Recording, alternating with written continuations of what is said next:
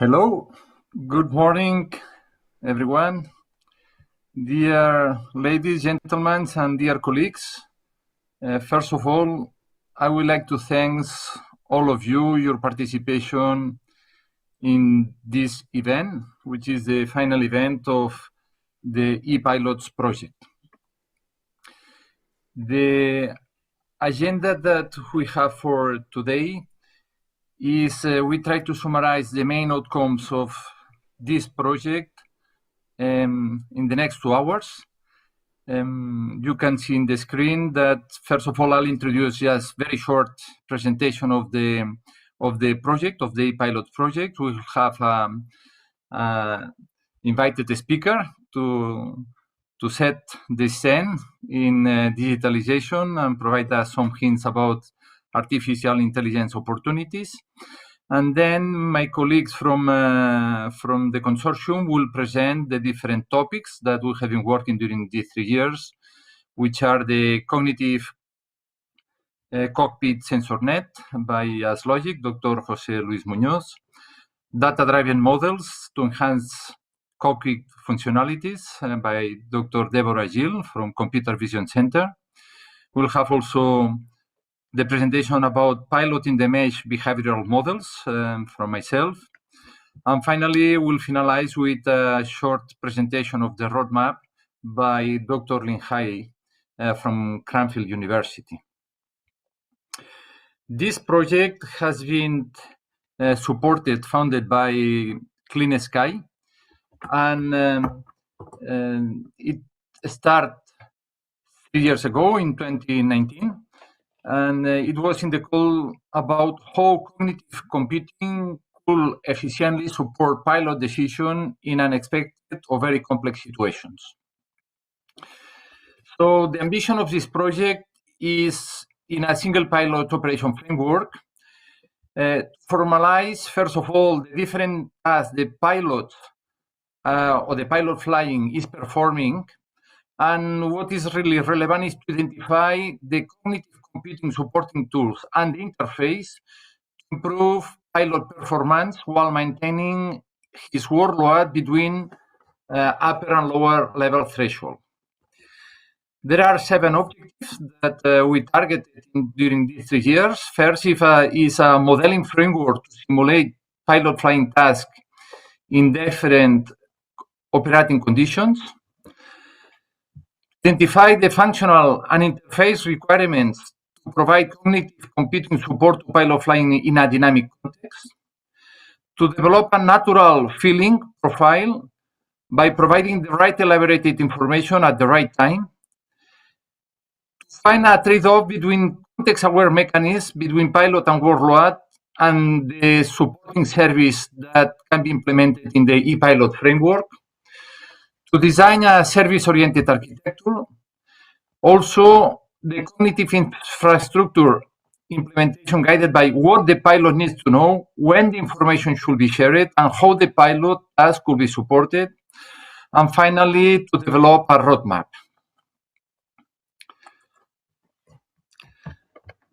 So, one of the main questions that you will see along the presentation of the project is that in a single pilot operation framework, cognitive computing supporting tools will be necessary, but they could have a negative impact at the pilot cognitive level, similar to an opportunistic interruptions. In this picture, we can see a representation of the pilot flying workload evolution with respect to the capacity in the different phases of flight. This representation is from Future Sky Safety Project in the human envelope description. And what we realize is that sometimes the capacity of the pilot is close to the demand, to the task demand. So what happened, in fact, is that the workload can increase easily when an opportunistic interruption appears in the cockpit. This is an opportunistic interruption that we'll see later on in different parts of the presentation, are usually the air traffic control instructions, the cabin crew events, and also some ACAM information. Okay. The interruption procedure usually can be internal or external, but it fires several pilot flying mental actions to determine the time criticality of the interruption, and to determine in a very short period of time if the interruption is safety critical, if it must be attended, or it can be postponed. In case it is attended because it has high priority, then the pilot should postpone concurrent actions and try to remember that this action should be resumed later on. Okay. So what we can see, in fact, is that once the pilot is in a procedure, at any moment he can receive an ECAM interruption, which for sure will increase the task workload till its capacity. And that when the task demand reaches the capacity of the pilot at a given moment, that generates a timeout. So some tasks cannot be performed, and that can increase some safety issues in the cockpit. Usually, interruptions don't appear in the right way, and they can emerge at any moment, and they can increase even at concurrent level the different tasks the pilot is attending. Okay, so an ECAM could coexist with a cabin crew interruption. So what we see is that cognitive computing supporting tools, providing information, constant information, trying to support the pilot, could behave in the same way. Providing perceptual information or auditive information is an interruption that the pilot must attend, try to understand why the cognitive computing is suggesting an action, and then try to resume previous ongoing task. So what is really relevant is to understand how and when this cognitive computing should provide assistance. In this project, we have been reviewing more than 200 papers on these 4 topics in the future cockpit operation, single pilot operation, cognitive sensor net for flight deck, cognitive computing and machine learning, and socio-technical simulation models. And what we implemented is a framework in which we try to target always how to improve by cognitive computing the situational awareness of the pilot.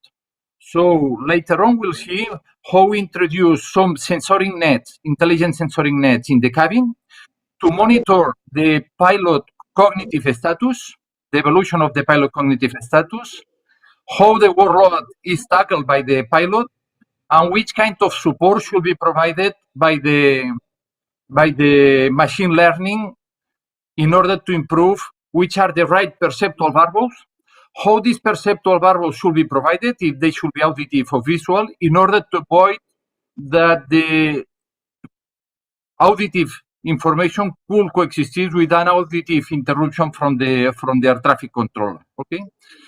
And we have also implemented a feedback loop from the aircraft in order to know the phase of the flight, and also to understand the parameters of the aircraft in order to detect, for example, by means of machine learning, a high probability of a hard landing.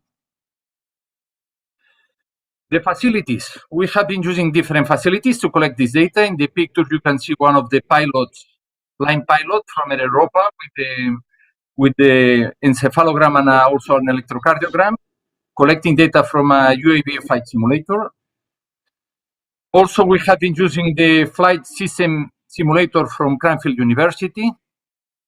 We have also implemented more than 20 flying experiments with different scenarios in the Airbus 320 cockpit simulator, a certified one. And also we implemented some serious games in order to replicate the cognitive status of the human, considering different pending memory items. Okay, when an interruption affects the pilot, and how the pilot can reassume, and how that affects the performance. These are critical questions. How pilot performance is affected by cognitive computing supporting tools. So that was a very brief introduction to the project.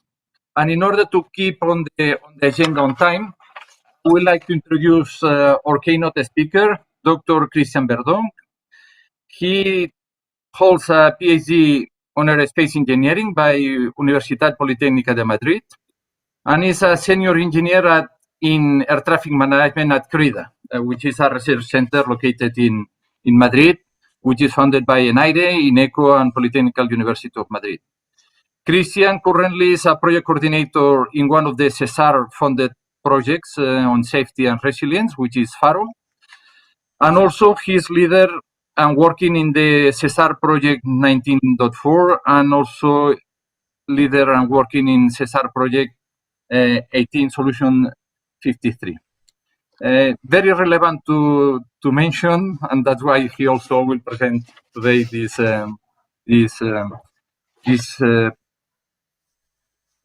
talk on ATM digitalization and opportunities on artificial intelligence, is that Christian received the award from ATM Scientific Young Award in 2020, and more recently in 2021 he also has the recognition, the award from ENAIRE, which is the Luis Azcarraga Award. Okay, and the floor is yours, Christian, and thank you very much for accepting this invitation. Thank you, Miquel, for inviting me, and thank you for the pilots projects that I'm really fond of it. I was at the very beginning, even in the meetings at Brussels at the start, and it is really a pleasure for me to being here.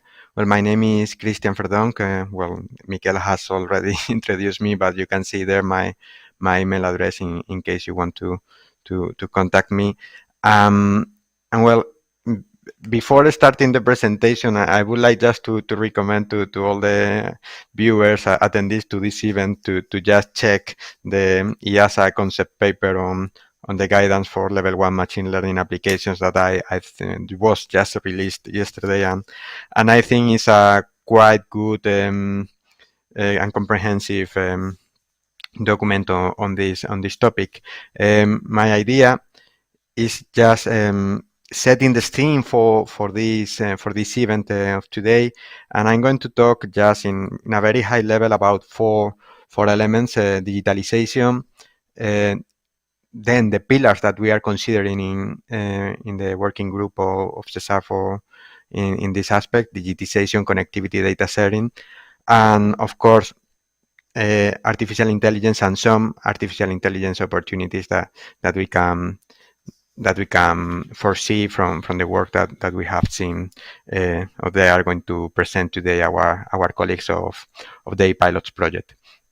So just putting this quote from the Digital European Sky Blueprint of 2020, I would like, well, apart from the the nice words on that the digital transformation will be holistic and passenger centric, I liked very much the phrase that it should involve everyone that plays a role in the experience of this aviation ecosystem, this ATM, air traffic management, from airports, airlines, ANSPs, regulatory, standardization, and safety bodies. It wasn't there in the quote, but also aircraft manufacturers and of course all the stakeholders on the Clean Sky community. This put a little bit the theme for what is digitalization and how this embraced in at least in the ATM, in the traffic management world. When we are, this figure is from the blueprint as well. And we are considering like three pillars on these aspects, that are the digitization, that is moving from analogic from the analogic data, not data, but analogic processes to digital, to really start gathering all this information in a digital way.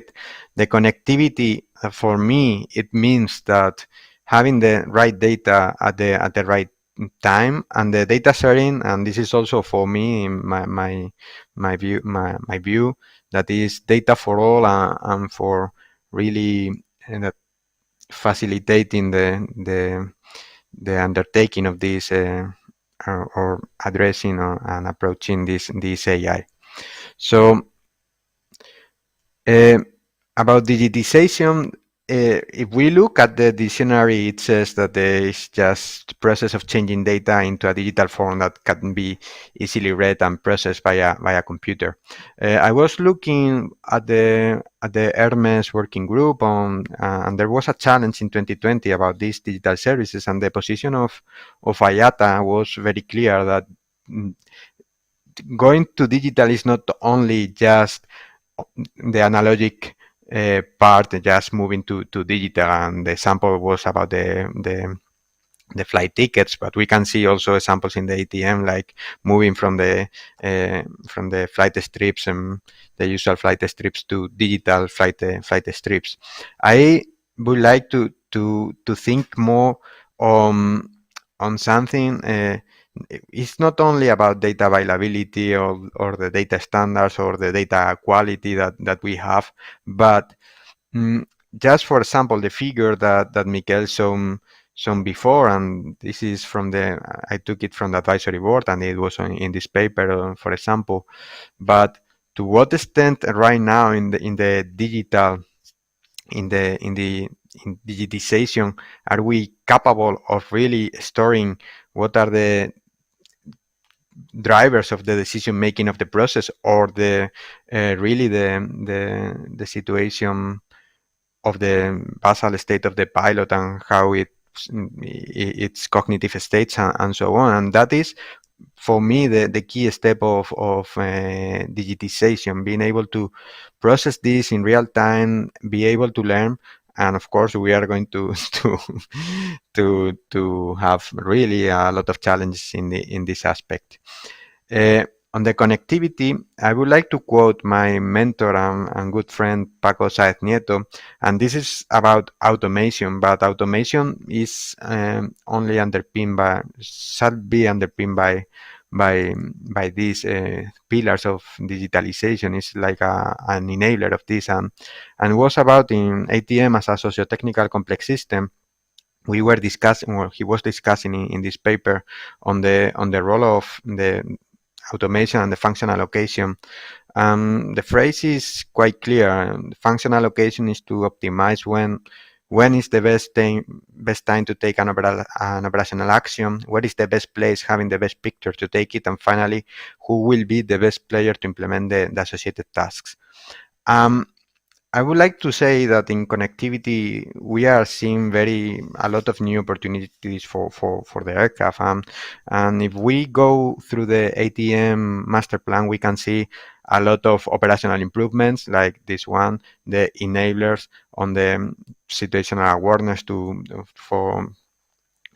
support the airborne operation, airborne functions, or even the enabler of uh, sending the point profile of the aircraft to the trajectory predictors. And this connectivity, these new opportunities from the aircraft, putting the aircraft at the center, really is starting a new, or is giving new opportunities and new ways for new functions, new analysis, new ways of doing things.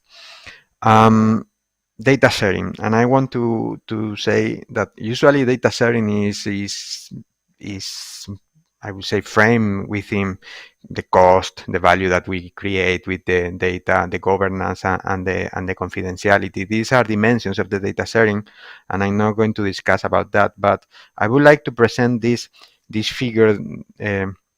This figure was I took figures from this paper that you can find at the top of the slide, and how we are moving from local learning, where all the different stakeholders have their own data and they have their own models, to move to central learning when we move the data to a cloud, and maybe all the processes to learn also to this cloud.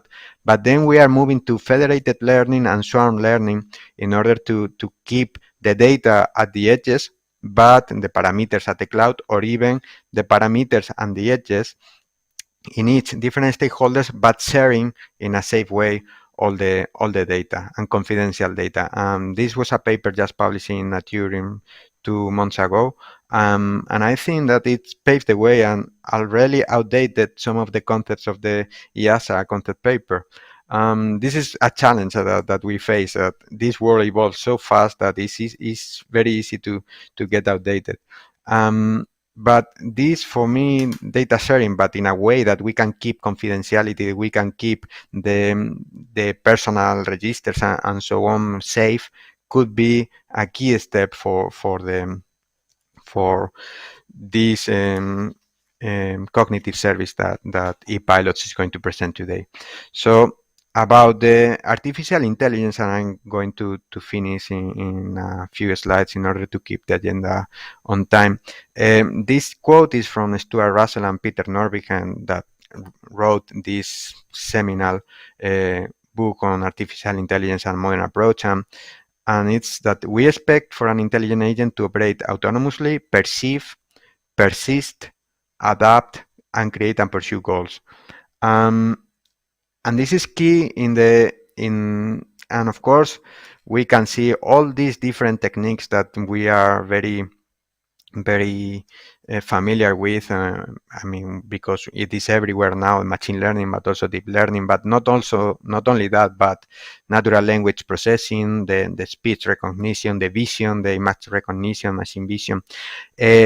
All of these, it is just all the branches that we need to have in our artificial intelligence in order to be able to create this agent that can perceive and can learn and can adapt. And I'm going to give you an example for one of the.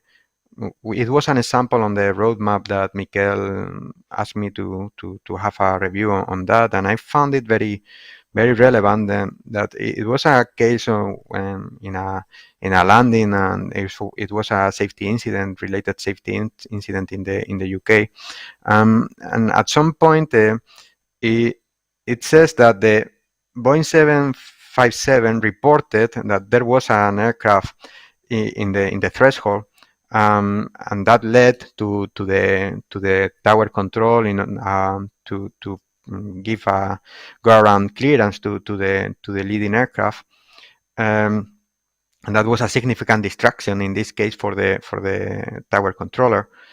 So here we can see a couple of things. First, the B757 really, it says like it reported, well, the pilot reported, if we need to have a co-pilot, a virtual pilot, an e-pilot supporting, assisting our pilots in their operations, really we need to perceive that aircraft is going to be in the threshold, at the threshold, and we need to actually understand from the safety goal of the tower controller that is going to be a problem for him or for her.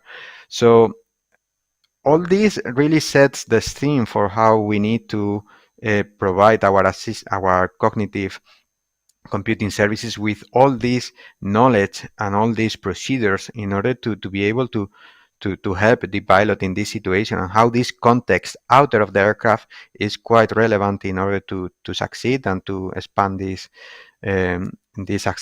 assistance to the outer world. So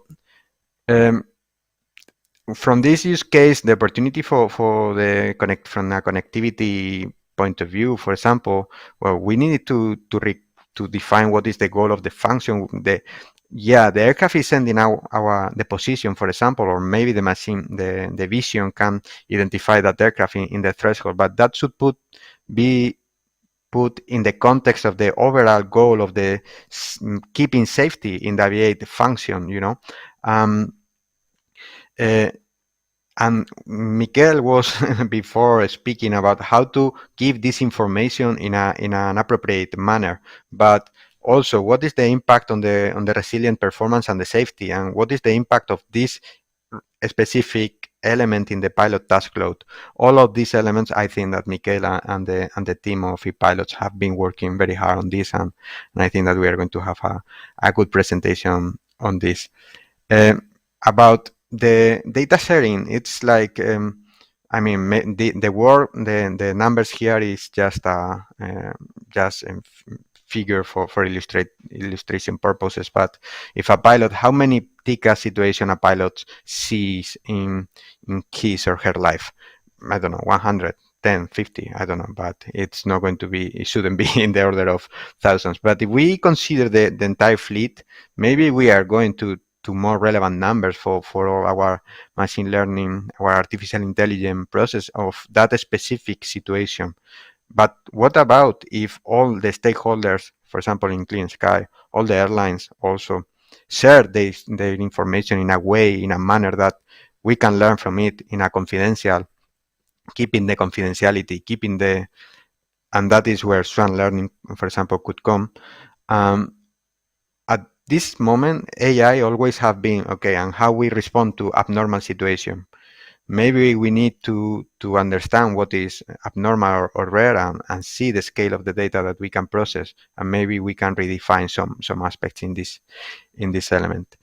So about digitization, I have put an opportunity, or more than opportunity, a framework for digitalization in this presentation. But I think that digitization, I think that the presentation that José Luis will give us now on the sensor net or all the aspects on the socio-technical behavior of that Miquel provides, also the data-driven, I think that is I think e-pilots is a good example of an opportunity of how digitization can help in this artificial intelligence, and how this feedback can also benefit in the overall operations. To finish, just these really fast conclusions on the pillars: connectivity, data sharing, and digitization. But these pillars are enablers of an artificial intelligence capable of really teaming with the human. And we are talking about collaborating, also understanding the trade-offs. We need to speak about the transparency, the collaboration. Also understand these goals, the historical perspective, the contextual elements, and finally the strategic aspects in the decisions of the AI. And this can only be done by embracing these three pillars, and fully exploiting their goodness. So this was my presentation, Miquel, for setting the scene a little bit. Thank you very much for the opportunity, and good luck now with your presentations.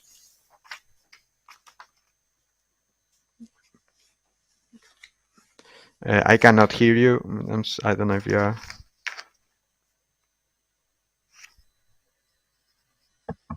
Thank you very much, Christian. Sorry about this. Excellent presentation, raising the interest in potential and future implementations on artificial intelligence, and also the presentation on the scalability. The scalability will be an asset for sure on abnormal situations. So thank you very much. Probably at the end of the presentation, we'll have several questions from the audience. So we'll keep all these questions later on. And right now we'll proceed with the next presentation in the agenda, which will be led by Dr. José Luis Muñoz from Aslogic. Aslogic is a spin-off company located in Barcelona area, and they have deep expertise on the implementation of decision support systems in the digitalization area of ATM, of air traffic management. They had participated both in ATM and also in US space. They have several experience there. The presentation will be on cognitive cockpit sensor nets. Floor is yours. Thank you very much, Miquel, for the introduction, and thank you, Christian, for your nice talk. Well, in a few moments, we will start showing my presentation. Well, in the meantime, now it's here. I'm waiting for the connection in order to be able to.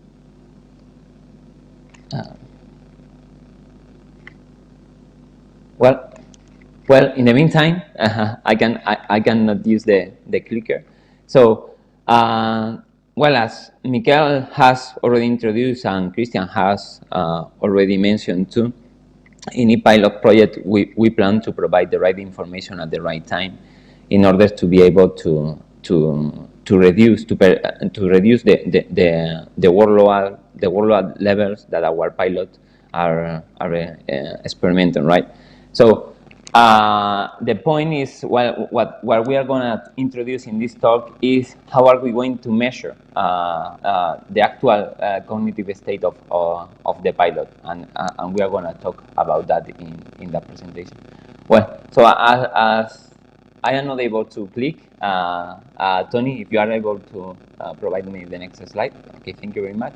So we are going to be reviewing the main the topic of the cognitive sensor that we are going to be using in the pilot project. We're going to start with a brief introduction. We'll continue with the architecture, the potential architecture that we have built in the pilot project. Then we are going to present the net of sensors that we have used in the experiment conducted. And in the last section, we are going to talk about the findings in the processing algorithms that we have used. So, okay, we are coming back to the slide that we have already presented. Miquel and Christian, I think that they have already shared this slide. So we want to improve the pilot situational awareness. Next, please, Tony. Integrating machine learning support tools, and for sure, these machine learning support, they're going to be triggered at the right time. Tony, next, please. So the right time. When is going to be the right time? So it will depend on the cognitive state of the pilot, and we are going to characterize the cognitive state of the pilot using an EDOS sensor. Next slide, please. Next one. So, how are we going to characterize the cognitive state of the pilot? So, in literature, we can find that the cognitive state of the pilot is a combination of 9 factors that we can divide it in 3 different groups. The first one is cognitive processes like situational awareness and attention and vigilance. The second category is referring to the interaction of the individual with their environment, stress, workload, and fatigue. And the third category is the interaction with the team environment. This is composed of communication, teams, and trust. Okay, so how are we going to measure all these factors? Next, please, Tony. So we are going to use an EDOS sensor, I have already said, in order to measure it. It's not, rather than trying to detect the impact of each factor, we are going to try to measure how all of them are going to impact the physiological response of the pilot. Rather than trying to characterize each of them, we are gonna characterize the envelope, the human performance envelope. Next, please. So, and here, I'm setting a parallelism with aircraft systems. As you already know, we have a flight envelope. We have certain capabilities for our aircraft, some limitation in the structure, in the aircraft structure and in the control of our system. So what we would like to develop is something similar in the cognitive state of the pilot. Next, Tony, please. So we want to find an optimal region in which the performance of the pilot will be optimal. We don't want to have our pilot stressed. We don't want to have them super relaxed. Next slide, please. So in order to do it, we are going to be constantly monitoring the physiological response of the pilot in order to set the cognitive state of the pilot, and we are going to trigger our rate. Next one. So we are fully aligned with EASA artificial intelligence roadmap level 1 R2. Next one. So okay, let's review the potential architecture that a pilot system could have. Next one. So in the first architecture, we propose to proceed all the data gathered by our sensors in our aircraft. Next one, Tony. Not this one. Next one. Yeah, perfect. Okay, so we plan to proceed the data gathered by our sensor on board. So at the end, we are setting high requirements of the computational power that we need to have on board, or as additional architecture. Next, Tony. The other option that we could have is to broadcast the raw data that our sensors are producing, and they will be processed on a ground station. Then the cognitive state of the pilot will be classified there, and it will be shared with other relevant actors, like for example air traffic controllers, or it will trigger our machine learning aids module. We will see which one is better for our system in the next slide, in which characterize the requirements of our sensor. Next slide, please. So our architecture is divided in three different modules, and the first one is the data acquisition module. This is basically our net of sensors that is going to be feeding a data processing module, in which we will prepare all the raw data in order to feed our machine learning modules that at the end is going to classify the cognitive state of the pilot in low, medium, or high state. This classification is going to be shared with our aids modules, with ground control, or even with the pilots that we have on board. Next one. So we have developed a modular architecture based on server. Here you can see a schematic representation of our architecture.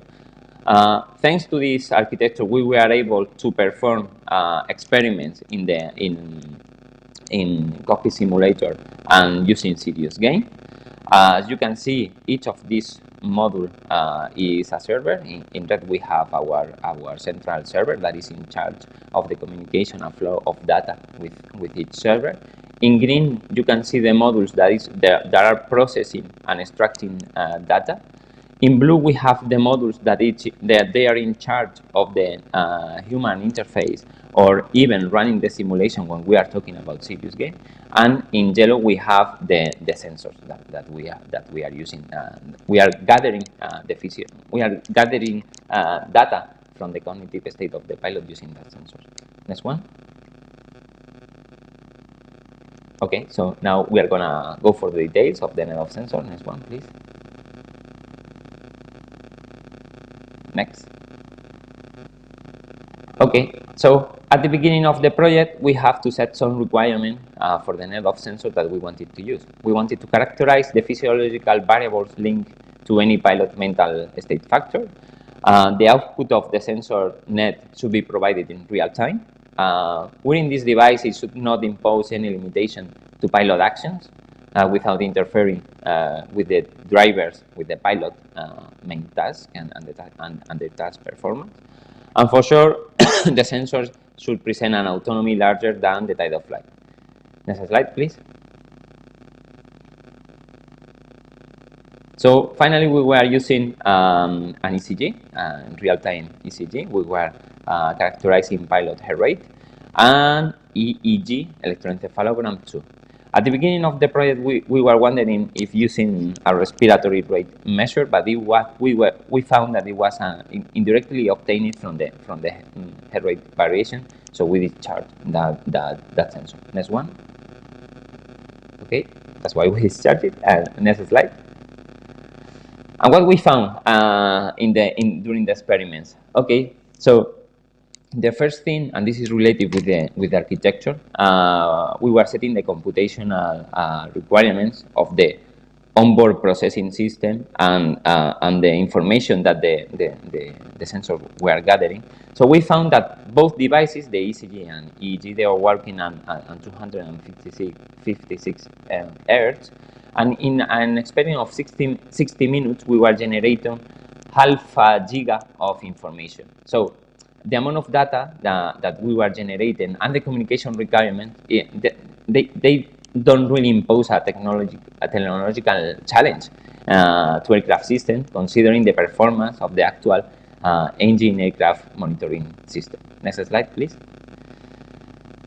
So, well, one good thing that we found with the EEG, and it was well known too, is that the electroencephalogram signals, unlike other physiological variables, does not present any latency, right, between an stimulus and the brain response. Well, that's the main difference with other sensors that we were using, like ECG.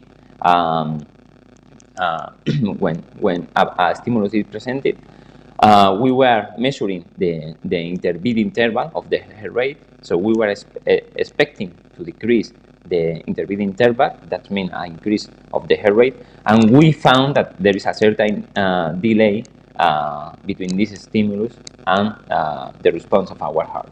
So imagine the amount of data that we should have in order to have a net of sensor exclusively based in this electrocardiogram, in order to be able to predict the response of each of our hearts. So it makes impossible the use of just one electrocardiogram if we want to have a fast response, a fast characterization of what is going on. That's why an ECG and an EEG they make a good team.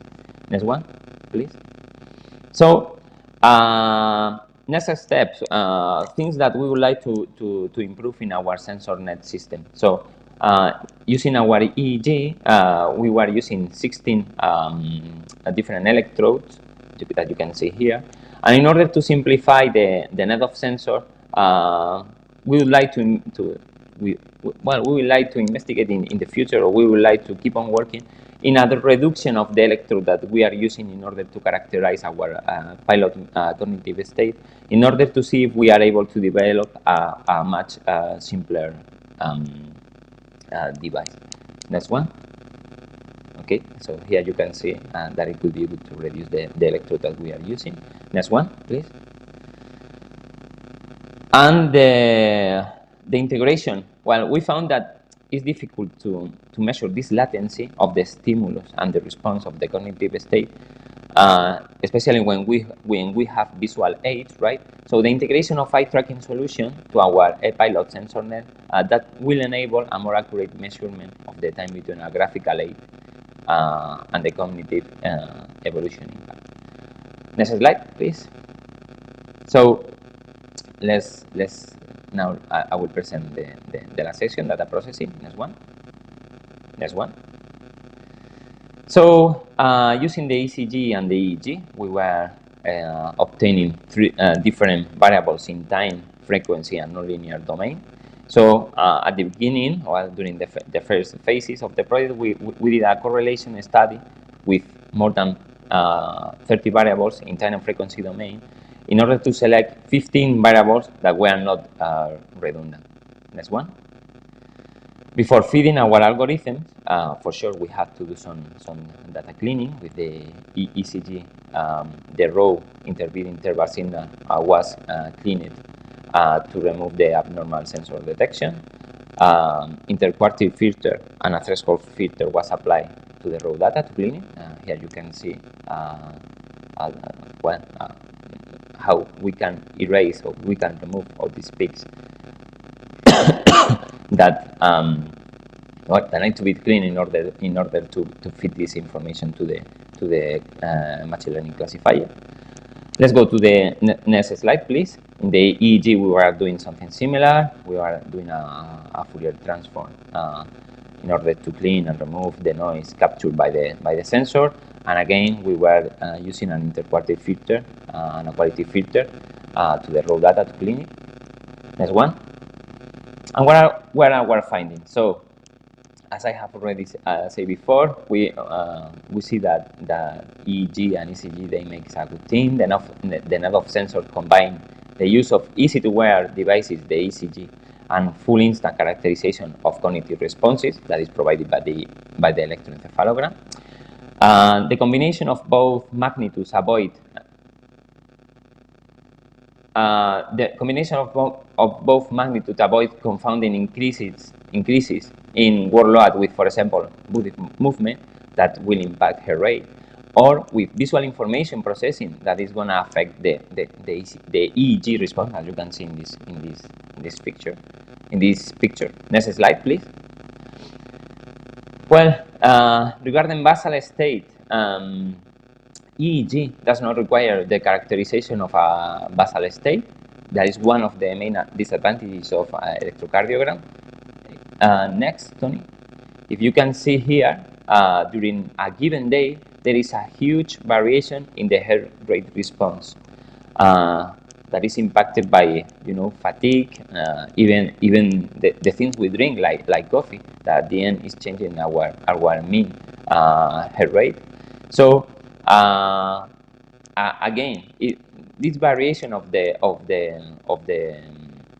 rate that we have during the day, in order to have a sensor just based in electrocardiogram, it will require to have a huge database in order to be able to develop classifier models, in order to be able to detect when we are in a basal state. So that's why we think that the combination of electrocardiogram and electroencephalogram is great. Next slide. At the beginning of the project, we are planning to have an objective measure of the cognitive state of the pilot using cortisol in saliva samples. But we found again that there is a huge variability during the day. It depends on sleeping hours, food, accumulated fatigue. And imagine when we have a subject with chronic stress and chronic fatigue. It's impossible. Again, the amount of data that we need is huge in order to develop a robust system. So in order to have, we change this objective measure of the cognitive state with a subjective measure based on NASA TLX survey. Next slide, please. Okay, and next one, please, because there is an animation. So as you can see here, we were feeding our machine learning classifier with different time window size, average of the physiological capture signal. So next one, Tony. So we had a trade-off between the resolution of our system, so the cognitive peaks or the cognitive peaks that we were able to detect, and the predictability of our system. And this is one of the things that we would like to keep on investigating in the future. So in the next slide, please, next one. So it makes sense, in order to use a fixed time window, to the processing and the machine learning classifier models can be fit with different time window size of the physiological capture signals according to the mission phase. In that demanding mission phase, like for example landing, the time window could be reduced, right? And this one, the time window could be longer in phases like in route, right? And in that way, we were able to play with the predictability and the resolution of our system. Next one. That was all from my side. Thank you very much for your attention, and hopefully it was interesting for all of you. Thank you, Miquel. Thank you very much, José Luis. Excellent presentation, summarizing the work of these 3 years and also highlighting the most important key aspect related to variability on the data. It's not just plug and use. You need to correlate different sensors and how that fits in the predictability of the human behavior. Our next talk is how to benefit from this data that José Luis has been presenting. Next talk is led by Debora Gil, Dr. Debora Gil from Computer Vision Center. And this is a research center and with a deep expertise in artificial intelligence. They have applied machine learning in different and cognitive computing supporting tools in different areas.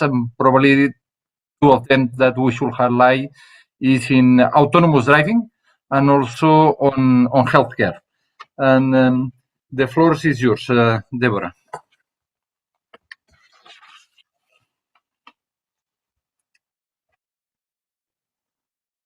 Yes. Do you hear me? Yes. Okay. Now I'm waiting for the presentation. I cannot see it here on the screen. Hello?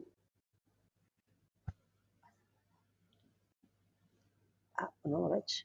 Okay, okay. But then I think I have a similar problem as Jose had, that I click the presentation. So I give you the power, and please help. And next slide.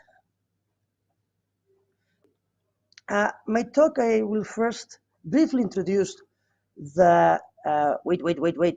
I will briefly introduce the different systems, and then I will talk to you about the machine learning system that we have developed to predict hard landing events.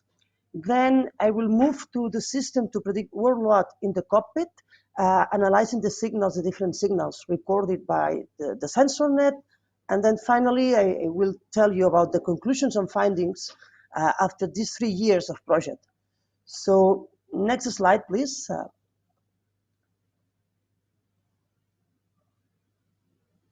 Okay, what's the concept behind the pilots?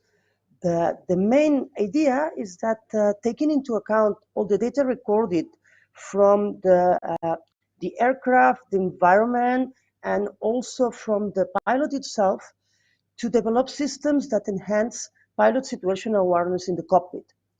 In order to do this, it is necessary to continuously monitor the state of the pilot in order that the recommendation system, which is this ePilot's machine learning support, delivers information according to the environmental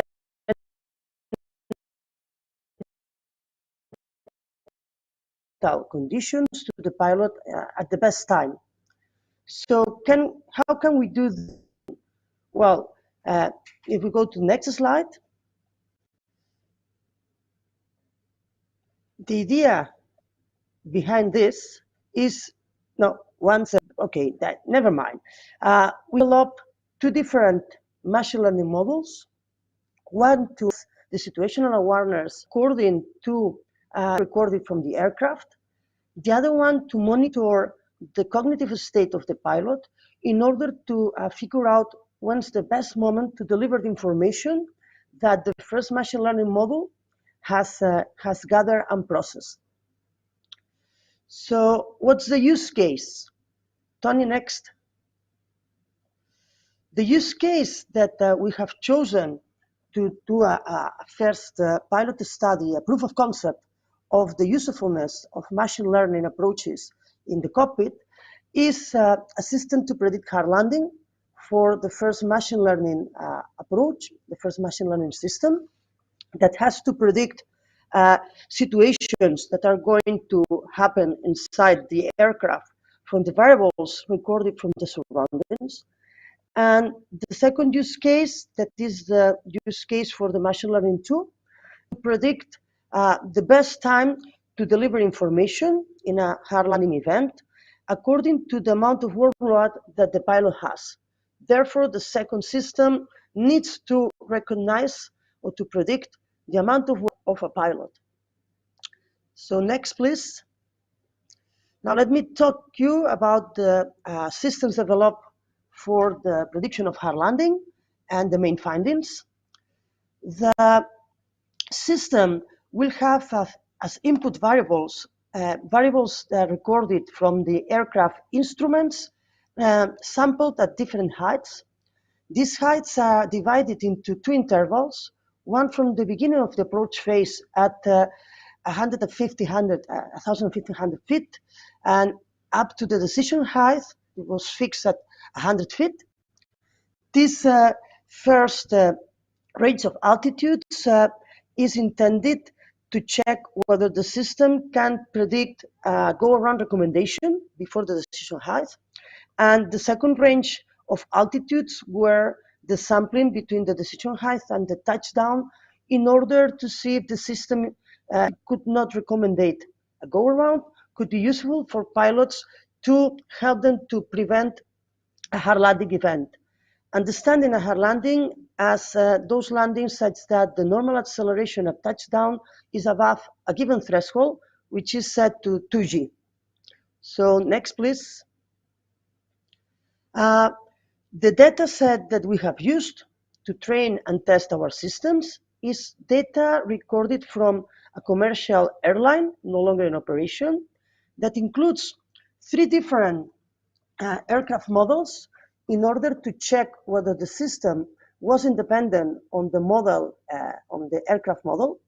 And also the variables were divided into 4 main categories: actuators, understanding those variables that are controlling the aircraft dynamics, variables related to the way the pilot is flying, such as the side stick pitch or the number of times it was touching the controls, the physical variables of the aircraft, and then some automation factors in order to discard that these factors were one of the reasons such that or had an influence on the probability of having a hard landing.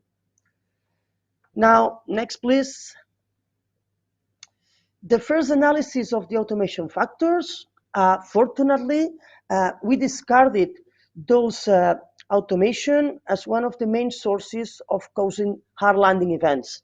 So that means that the future systems, machine learning systems for predicting a hard landing, do not need to include these automation factors. So next.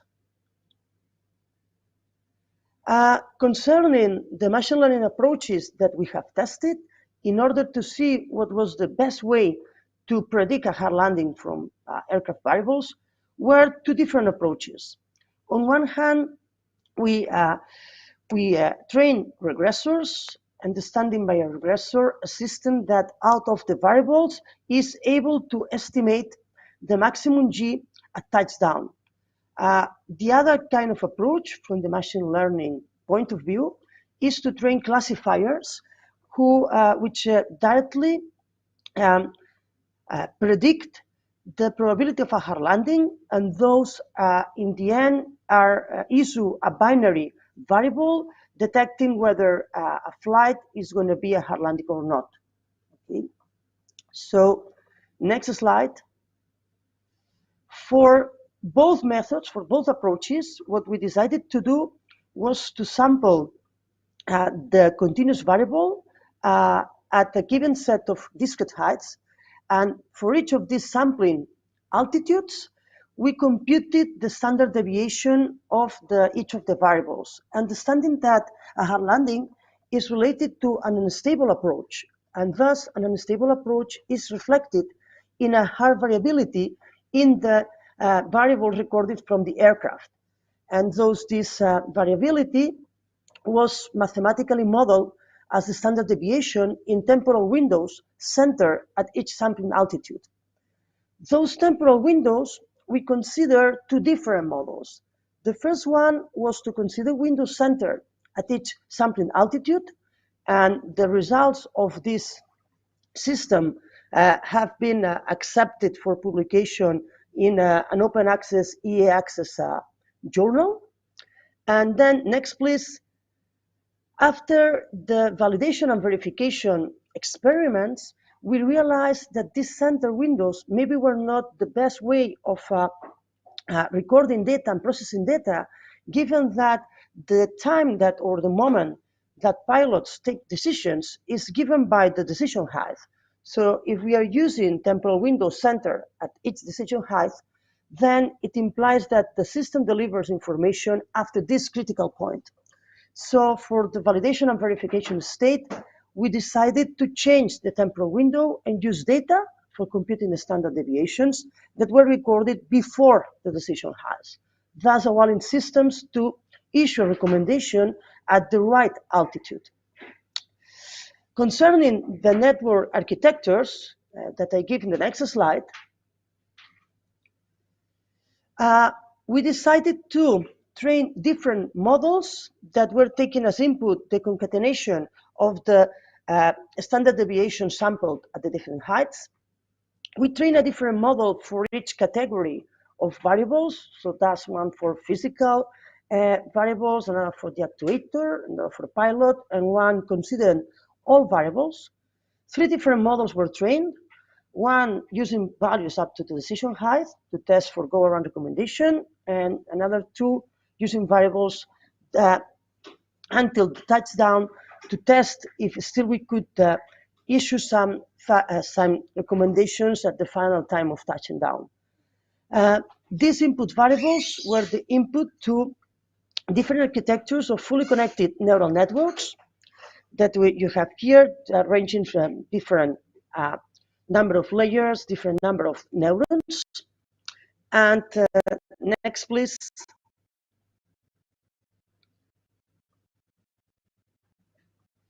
What we found is that even if regression models were pretty accurate in predicting the maximum G at touchdown, with a precision of the order of 10 minus 3, so it's a very high precision in maximum G, when we were trying information for predicting the actual probability of hard landing, the performance of regressors was very low. And this is a main finding from the point of learning, because there are many approaches in the literature that use a regression approach.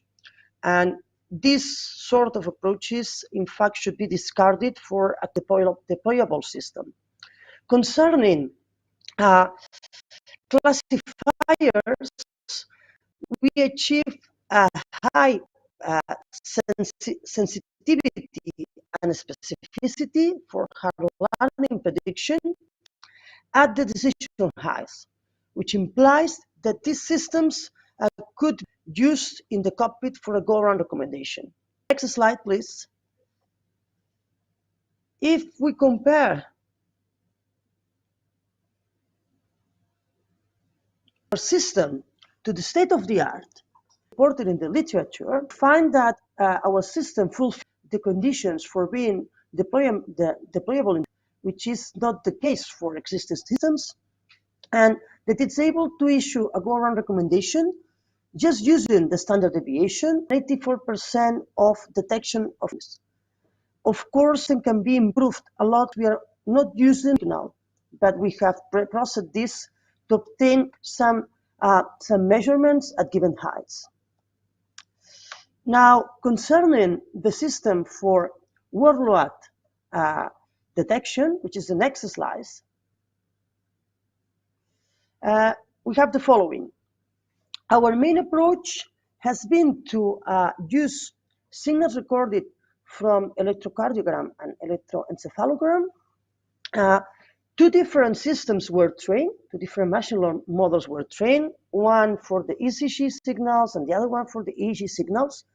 For the 2 models, different machine learning approaches were followed in order to squeeze the most of the data and find to what extent each sensor by itself could be used or related to predict world-load in the cockpit.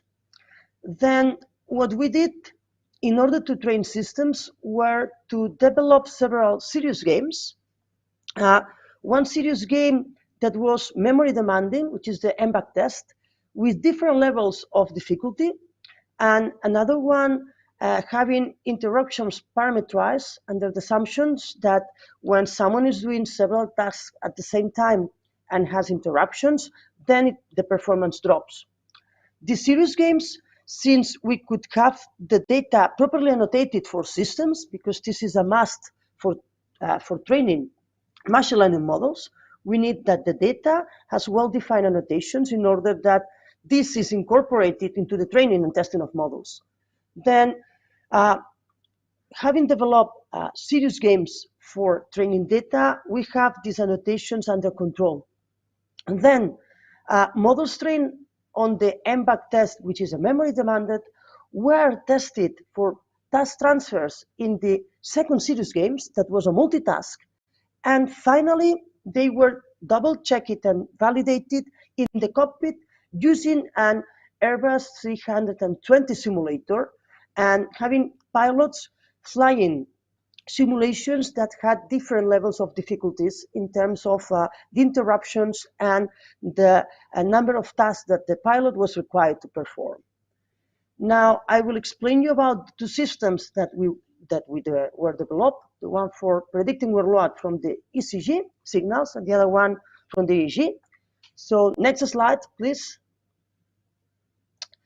For the ECG models, the approach was a classic machine learning, decision tree, understanding by classic machine learning, no, go back please. Understanding by classic machine learning, a system, a classifier that uses features handcrafted design from the ECG signals. In this case, what was chosen, that José has also explained you, was some statistical summaries of IV signals. Those statistical summaries computed in time and frequency domain in temporal windows of 60 seconds. And this data, this feature space describing IV signals, were the input for training models in a binary problem, classifying between baseline and workload. What were the results and the findings? Next, please. For the MBAC test, we found that models had a good accuracy, around 80% of workload detection for the different levels of difficulty of the games, using a population model, which implies that we took a set of subjects that were playing this MBAC test game, and we train a model taking into account all the data. This is good because it implies that our models has a high generalization capabilities and that it is not necessary to train one model personalized for each subject, that we can use all the data recorded from subjects that are not, is not the one that is tested or the one, an unseen one that we want to predict at every time. When we try to do the first task transfer, next slide, please. What we found, testing the previously trained models on the MBAC test serious game requiring the performance of a single memory demanding task. When we train it in a multitask serious game, that was the second one with interruptions, what we found is that the predictions of workload were depending on the number of interruptions, which implies that the ECG models correlate, have a good task transfer capabilities and correlate to the number of interruptions, which is one of the main hypotheses of the machine learning tool, that we're able to detect the interruptions, number of interruptions, and correlate it to workload in order to issue the information when the workload is low.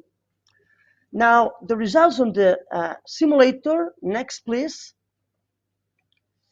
were also that the generalist population model had also a good task transfer in the cockpit because the proportion of workload increased with the difficulty of flights. Flights were divided into three phases. The first one, the takeoff, that did not have an interruption, was the standard flying protocol. Then the final approach to touchdown phase, where the pilot was required to perform several tasks and several risky situations were occurring in the cockpit. And finally, after touchdown. And as you can see in these bar plots, the number of workload detections, which is the red bar, increased during the final approach phase, where the pilot was required to do many tasks at the same time. What about the EEG? Next, please. For the EEG models, we decided to adopt a deep learning approach and train several feed-forward and convolutional architectures for the fusion of EEG sensor signals, because the EEG has 14 different signals, and those signals can be combined at different levels during the analysis process. And we try several models for the architecture. We also train models for different classification problems to see if increasing the number of classes had an impact in the final predictions. We had the binary approach, classifying baseline, which is we are not doing anything at all, and a worldwide. And since the MBAC test had 3 different levels of difficulties, then we trained 3 class problems, trying to differentiate between these different levels of difficulties in the MBAC test models, which were also the data that we used to train EEG approaches. What were the results? Next.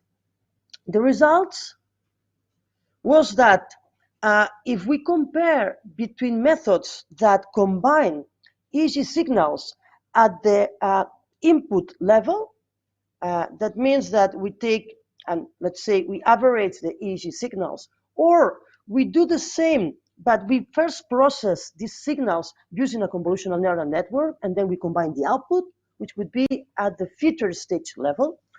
The result on the MBAC test is that a filter combination is better. So it's better first to process signals using a convolutional neural network and then combine the output. And in 80% of the population, we have a worldwide recognition and a baseline recognition of 85%, right? If we analyze the task transfer capability in next slide, using the serious game, what we find is that the same models that were trained on MBAC tests have a good correlation with the number of interruptions. And if we now analyze also the results in the cockpit, which are in the next slide,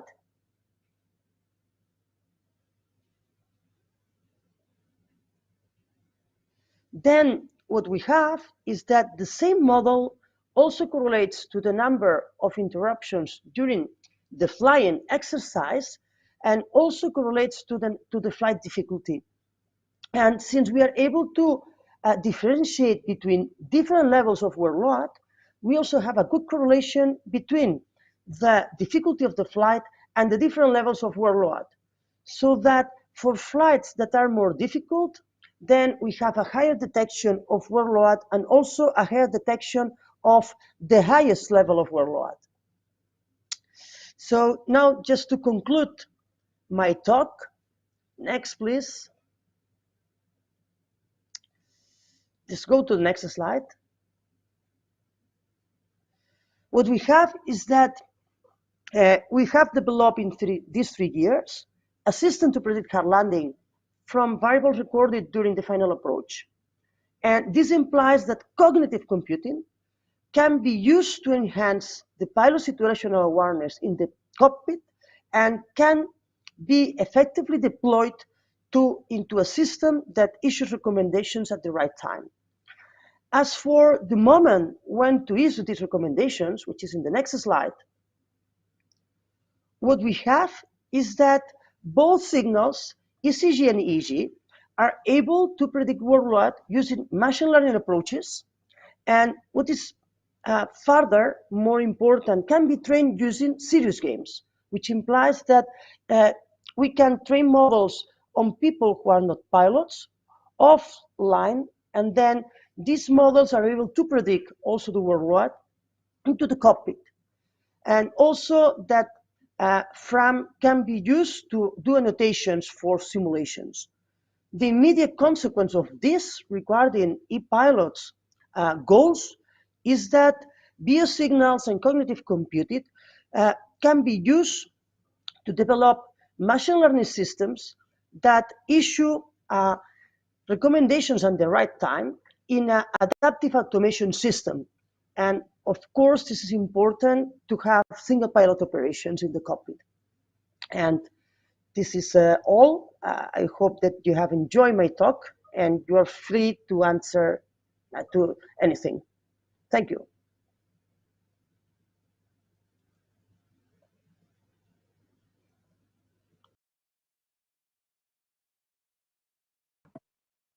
Thank you very much, Debora. It was an excellent presentation, and also the importance and highlighting the possibility to use serious games ad hoc to train machine learning later on to support the pilot in a cockpit. Complementary to this presentation, which is data-driven, our next presentation is knowledge-based models. in which later on at the end we'll see the benefits integrating. In the conclusion, we'll see the benefits of integrating data-driven models with knowledge-based models. Okay. So Tony, can you project, please?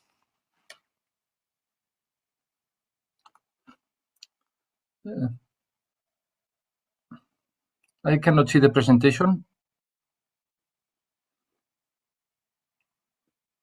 Okay, thank you very much. Yes, the way we'll present these knowledge-based models. First is a short introduction about the importance to deep in the details of introducing automation in the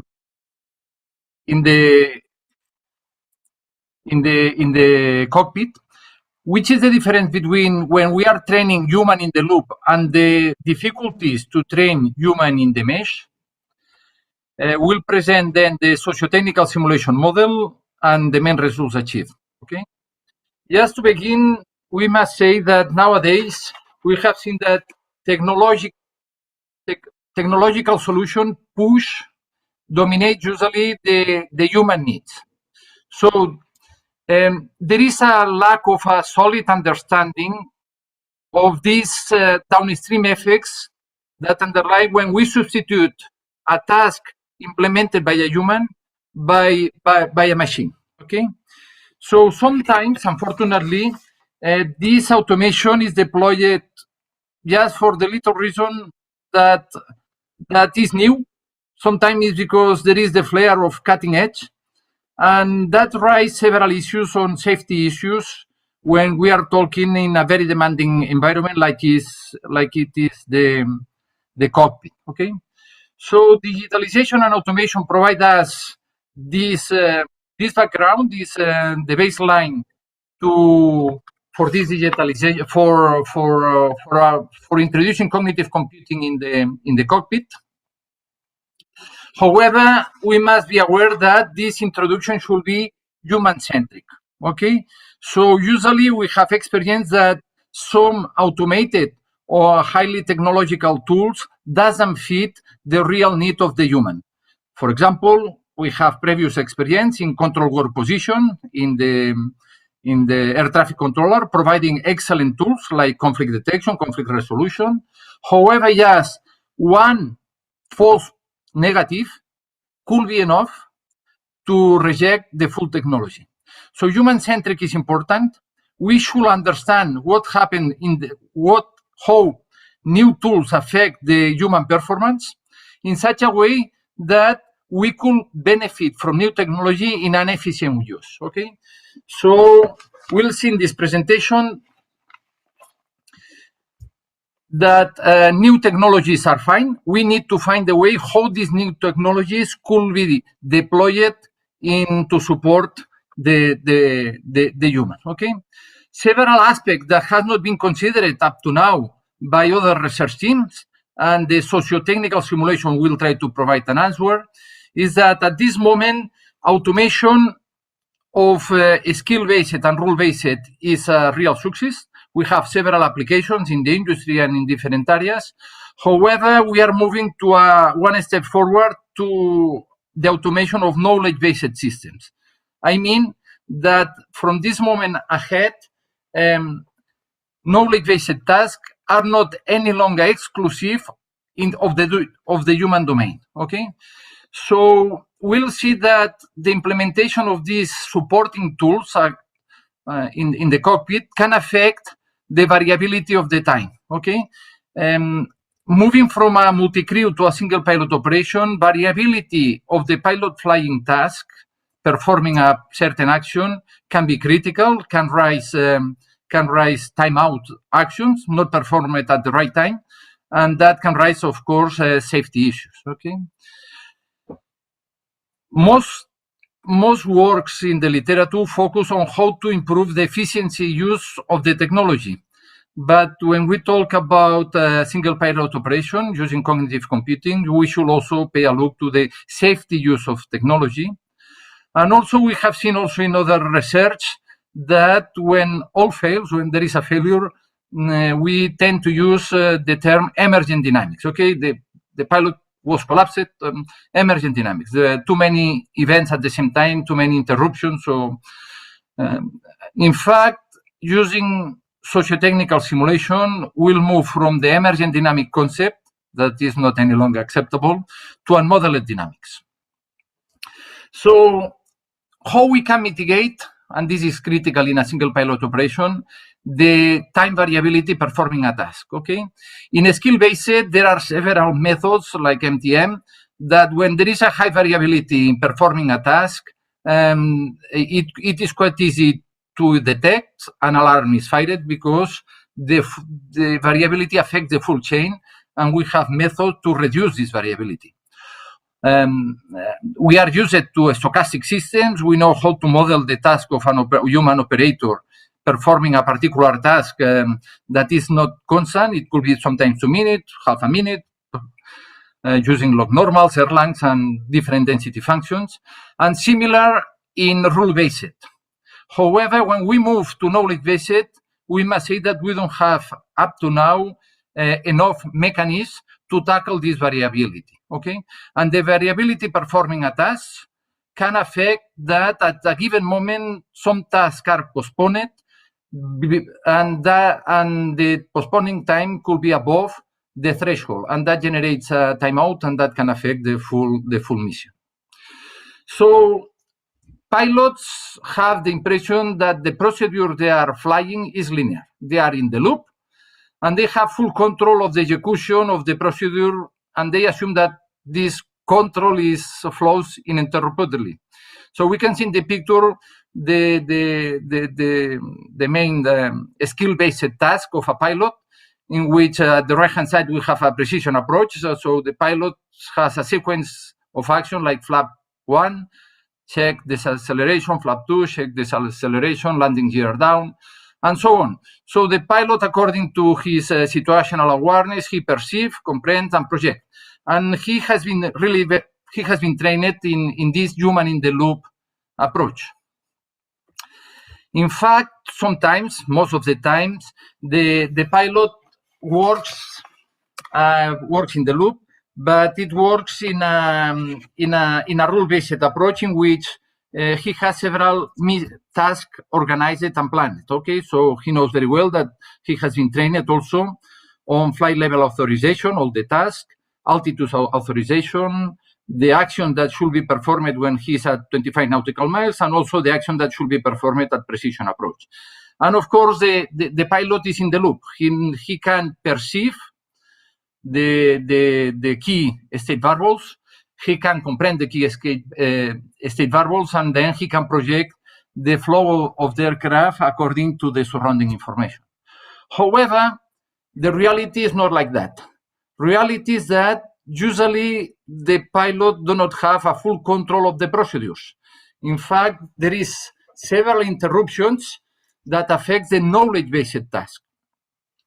This interruption can be external to the aircraft or internal, and every time an interruption reaches the pilot flying, he needs to stop just momentarily all the concurrent actions, understand and perceive the criticality of the new action, analyze the consequence of postponing this current action, and then decide how to proceed.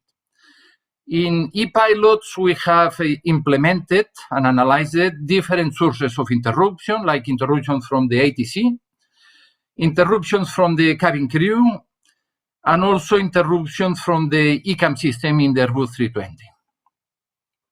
What happens at cognitive level? So pilots has been trained to have concurrent action. Meanwhile, he's pushing a flap 1, he can also monitor the primary flight display. So meanwhile, he has tasks that do not compete with the same cognitive resources, he can attend more than one task. In this project, we, according to subject matter experts, we implemented a simulator in which we allow the pilot, we simulate the pilot behavior, the cognitive capacity, assuming two concurrent tasks. This task has a particularity that they cannot use exactly the same cognitive resource. So in case the pilot receives two auditive input, one from the air traffic controller and another input from the pilot monitoring at the ground, he cannot attend both of them. So somehow he must prioritize which one of them can be attended and postpone the other actions, waiting to a moment in which the cognitive resource is available. Exactly the same happens with the visual cognitive resource and also with the psychomotor actions. He cannot perform psychomotor actions that require the same resource at the same time. So pilots has been trained to postpone some actions, but which are the consequence of postponing one action? So this is critical, and we have been developing a socio-technical simulation model to analyze which task should be prioritized in order to maintain the performance of the pilot, how long non-safety critical tasks can be postponed, and finally design to provide a support, designing a new strategy to the pilot flying when he is forced to accept timeouts. There are more than 2 or 3 concurrent tasks. He needs to attend the ECAM. He must also attend, for example, a cabin crew interruption, and for sure he must decide to focus the attention only on the time critical, on the most critical task in order to fly, to aviate, navigate, and communicate. So in order to understand all this process that to interleave tasks, there is a penalty. We monitored the pilots in different scenarios, more than 25 flights in the Airbus 320 cockpit, and we have seen that there is an important impact in the performance of the pilot every time he interleave and manage inadequately the queue impending task. So competing tasks for the attention make the pilot vulnerable to forget and to resume interrupted tasks that were interleaved, suspend or deferred to a convenient point. That generates, in all these situations, a prospective memory item that generates a new pending memory item that the pilot needs to remember. Meanwhile, he's attending critical safety tasks. Okay, so we implemented a simulator in such a way that we can monitor which are the benefits of postponing a task or attending a task while the others are postponing, and which kind of perceptual information should be provided to the pilot in order to reduce this remember task. That will be critical in the implementation of cognitive computing supporting tools, because just providing extra information, elaborated information that probably the pilot will appreciate, but not at this moment, just generate an interruption, creates a new pending memory item that the pilot needs to remember this suggestion from the cognitive computing supporting tools. Okay, so it's critical to find a mechanism in which all the tasks can be coordinated in such a way that the pilot can preserve the workload and the situational awareness between a maximum minimum threshold.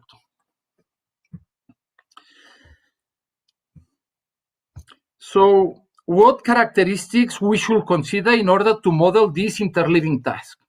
Engineers are used to implement simulation models that relies on observable and control variables. In fact, we are proud of the models that digital simulation models that we have been implementing in different areas.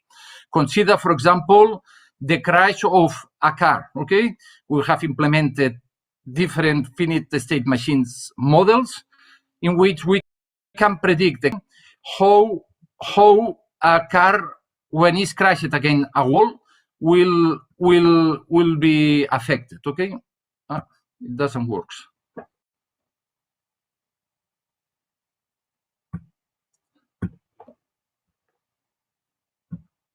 Okay, sorry about this. Now just one shot. Sorry. So by simulation, we can predict the results of a crash, and later on we can validate and verify if the model was good enough. Okay. What happens if we change this environment, control an observable variable? So we control the speed of the car, we crash again with this angle, and we observe the solutions. What happens if we substitute a machine, by a human? I mean, in this case, by a horse, okay? what happens if we decide to crash this horse against a wall? So what we'll see is that as engineers, we can predict the movement of the horse, the speed, the position, and even we can develop serious games to play with the horse. But reality is that when we try to crash, that there is a set of influence variables that maybe if the horse trusts you, he will crash, or maybe he will stop before crashing. Okay, so when we introduce the human in simulation, we should introduce and extend the classical simulation tools from control variables and observable variables to influence variables. What influence the pilot to perform an action in this way, and why the pilot performance is decreasing, why the pilot now is in degraded mode, how we could improve the pilot performance, avoiding the degraded mode, okay? And these are critical questions that should be solved before deploying cognitive computing supporting tools in the cockpit, because what we can raise is just a set of elaborated information that can overload the pilot, that can generate a set of pending memory items, and of course, he can decrease the performance of the pilot, okay? So regarding requirements, just to consider that there is a hybrid nature of knowledge-based tasks that cannot be described simply just by aggregation of social and technical aspects, okay? We need to look for a new approach in which the social aspects and the technical aspects could be integrated, okay? So we are looking in ePilot, we implemented using a particular framework, the different observable control variables, both from the machine, I mean from the cockpit, from the aircraft, and also from the pilot. And also we detected and tried to implement this influence variable, what influenced the pilot to take a decision and how that could be better supported. Just to consider that usually considering the socio-technical simulator from social aspect and technical aspect not properly integrated, that fails to describe the intangible flows that affect knowledge-based tasks, okay? Usually there is plenty of not just tangible information, intangible information that we should collect in order and enhance cognitive computing supporting tools in order to provide the right information at the right moment in such a way that the pilot could accept, okay? So in order to tackle this kind of problems, we implemented the different tasks the pilot is performing in the cockpit using FRAM. FRAM is a functional resonance analysis method developed by Honeywell, and it consists to describe any action as a set of 6 tuples of connectivity components, interface component. Okay, one is the input when this action could be fired by the pilot or by the human operator. Which are the results of this action? For example, flap 1 should have some results. Very important, which are the cognitive resources required to perform this action? So for each cockpit task, we describe which are the cognitive resources required to perform an action, if they are psychomotor actions, if this action requires visual information or requires a speech with the pilot monitoring at the ground, and so on. The preconditions, which are the state variables that allows the pilot to perform or to postpone this action. The time horizon in which this action should be performed, and in case it's not performed, the pilot is aware that a timeout could rise, and depending on the importance of the action, this timeout could raise safety critical issues. And finally, the control. Okay, this action is not isolated. The pilot is flowing according to a theoretical procedure, but plenty of interruptions because the pilot is not any longer in the loop. The pilot is in the mesh, and he must attend different sources of information. So we implemented in FRAM all the tasks the pilot is performing in the final approach. For example, in the picture, you can see the different actions of the pilot in the precision approach, and at the right-hand side, the FRAM only of the first two tasks, which are the flap 1 and also waiting the reply from pilot monitoring. Okay, and in blue area we can see also the cognitive resources required, and which are the outputs and how the interdependencies between one action and the rest of the action from other actors can interleave and should coexist in a concurrent environment. Okay. Similar to this precision approach, also we implemented the precision approach and all the tasks that the pilot monitoring is performing in a multi-crew cockpit. And in the picture also we can see, for example, the time required, the timeout, and the task in a precision approach. And in the right-hand side, the FRAM representation with the different cognitive resources required and also the preconditions in order to implement flap 1. So at the end, we implemented in FRAM a socio-technological simulation model with all the actions that pilots has been trained, like precision approach. Also, the different interruptions that affects the pilot performance, like ATC interruptions, which are the tasks the pilot must perform in front of the different air traffic controller interruptions. And also implemented, for example, ECAM interruptions, which is the FRAM, which are the tasks that the pilot is implementing, and also a cabin crew interruption. We implemented the mechanism, and we validated with different scenarios in which we can monitor that the pilot is performing two concurrent actions, and at a given moment the interruption gets inside the cockpit. The pilot needs to stop one of these concurrent actions, attend the interruption, postpone the interruption, reassume the previous concurrent actions till a point in which it can be stopped in a safe way and attend then the interruption. Okay, all this interleaving affect drastically the pilot flying performance. In the right-hand side, we can see also the result of a simulation in which the pilot is performing a sequence of actions, which are these hexagons that I already introduced. But at a given moment, the interruption forces a pending memory action. So you stop concurrent action and you are performing a new action with a memory item. And in this particular scenario, the degraded mode, we can see that the pilot is forced to remember memory items that he must resume later on. And meanwhile, he's remembering these two pending memory items and performing two concurrent actions to attend the interruption. During this time frame, we can see that the performance of the pilot decreased drastically. So, Tony, can you share the simulation? Now,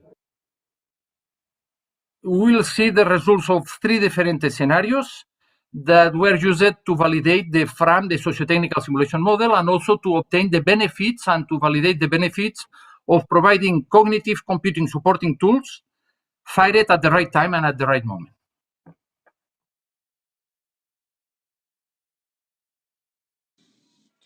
In this paper, it is reported the benefits of a socio-technical model to predict the dynamic workload evolution of a pilot in a future single pilot operation cockpit. The simulation model has been formalized by means of FRAM and parameterized considering the startup operation procedures of an airline in a multi-crew approach scenario. In the first part of the video, it can be observed how the FRAM components that represents the pilot flying and the pilot monitoring actions described in the paper are fired sequentially or postponed when an interruption arises. As it has been observed, the flow of actions has been interrupted twice due to two air traffic controller interruptions, postponing the landing checklist to a convenient point in which the workload allows both pilots to reassume the checklist. Check landing distance.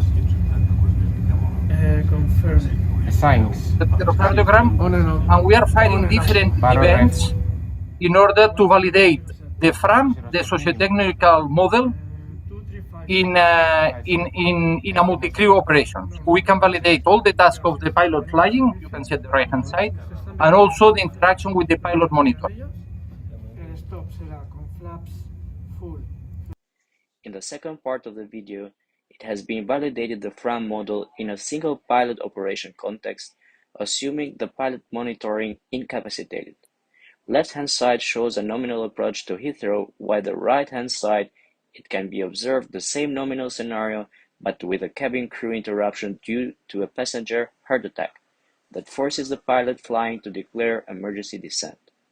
In both flights, the interruptions generated a pending memory action affecting the performance of the pilot that has been quantified by a 40% a time increment dealing with the concurrent actions.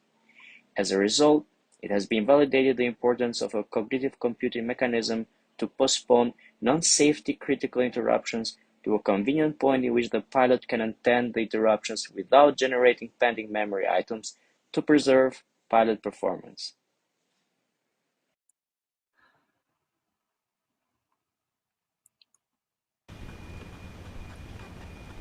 And in this last video, we'll see a multi-crew, but with pilot monitoring incapacitation. So we adapted the full FRAM models from multi-crew to a single pilot operation, assuming pilot monitoring incapacitation. And again, we implemented several scenarios in which interruption affects the performance, or the same interruption postponed to the right moment doesn't affect the performance, okay? At this moment, we can see the nominal scenario where the line pilot can attend all the tasks in the checklist, for example, quite sequential, and can manage the interruptions without generating degraded mode. Maintain 160 knots until 5 miles out. 160 until 5 miles out. Also, you can visualize that the pilot is wearing the encephalogram sensors. You cannot see, but also we are collecting data from the electrocardiogram, and we are processing all this data using the machine learning algorithm presented by Debora. Landing check is 1,000.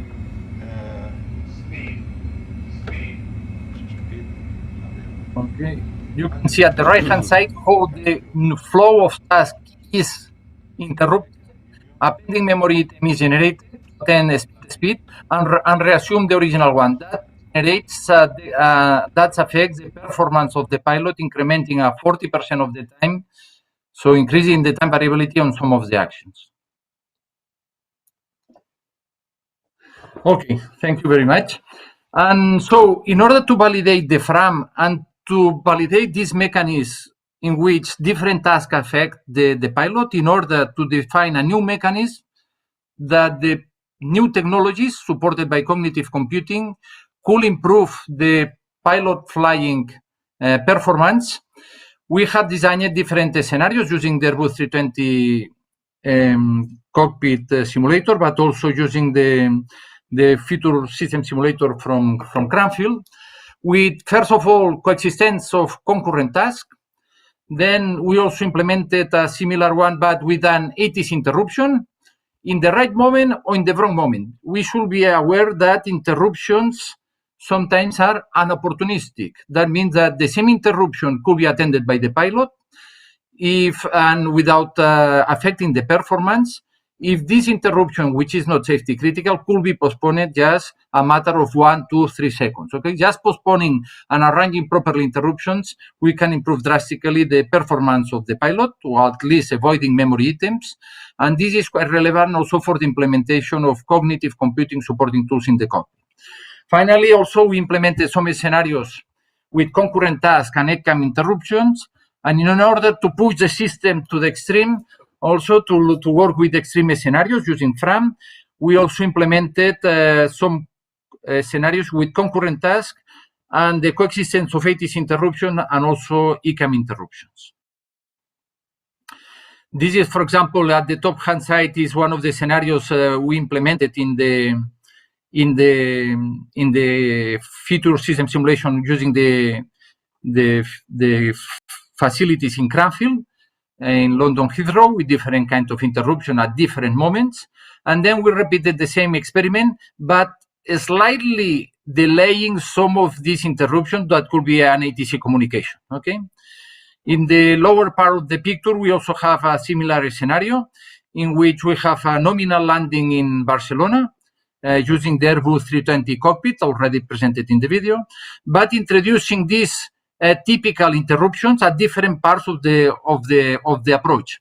And we detected that by means of FRAM, we know at what time this interruption could be accepted better by the pilot without affecting his performance. I mean, how this interruption from the ATC, from the CAN system, or from the cabin crew could be in the cabin, but at the right time and in the right way to avoid pending memory item. This is one of the main results. We collected several moments in which the simulation model, the socio-technical simulation model, informs us that if an interruption arrives now of this type, probably the pilot will be forced to postpone concurrent task, attend the interruption, have a memory item, and return to the task, resume the task. This interleaving process, and we detected in all of them that there is an increment of 40% of the time to attend performing task when pending memory items are in the background of the pilot. Okay, so somehow this socio-technical simulation model has been validated and provide us the baseline to elaborate better how cognitive computing supporting tools can interrupt the pilot, how this interruption should be introduced in the cockpit, visual or auditive, according to the state of the pilot and also according to the state of the aircraft. Okay. So conclusions regarding this socio-technical simulation model is that most simulation consider mainly the technical part. I mean only observable and control variables. And in very demanding system, while some attempt to consider the role of human has also been reported considering the variability of the task according to the stochastic process. Okay. In our particular case, we decided that the stochastic process will not be useful to describe when and how cognitive computing should provide elaborated information to support pilot tasks. Okay, it's meaningless to say that a pilot flap 1 or flap 2 operation sometimes takes 2 seconds and sometimes takes 4 seconds. Okay, it's better to understand why the next task the pilot will require 40% more time. Okay, and this is the case of memory items. The analysis of tangible and intangible interaction among the main actors and artifacts provide a better understanding of performance variability according to the supporting tools, the flow of tasks, and the influence of interrupting tasks. The use of agent-based models should be analyzed considering the importance of transparency and explainability. This will be critical when we try to implement these new supporting tools in the cockpit. Okay, we must be aware that the task of a pilot in the mesh should be considered as a human in multiple loops and multiple chains, loops inside loops, mutual cross-fit relationships between them, inhibitory connections, and also preferential actions. Okay, all these aspects should be properly represented in a simulation environment in order to understand why some supporting tool fails, there is poor acceptability of this service, or how this service will be highly accepted by the pilot at the right moment. Prospective memory items have an important impact on human performance, as already presented. And finally, we intend, as future work, an extension of the present model to determine which knowledge-based tasks can be supported better by cognitive computing technologies, how and when these supporting tools should be fired. And that's all from my side. And now we can move to the last presentation of ePilots, which is also very relevant, which is the roadmap. Roadmap will be introduced by Dr. Linghai from Cranfield University, and also we participate in some challenge will be described by Debora Àngel from Computer Vision Center, and also by José Luis Muñoz and myself, just to complement some explanation. So the floor is yours, Dr. Linghai. Thanks. Yeah, Miquel. Yeah, okay. So, Tony, could you help to share the presentation?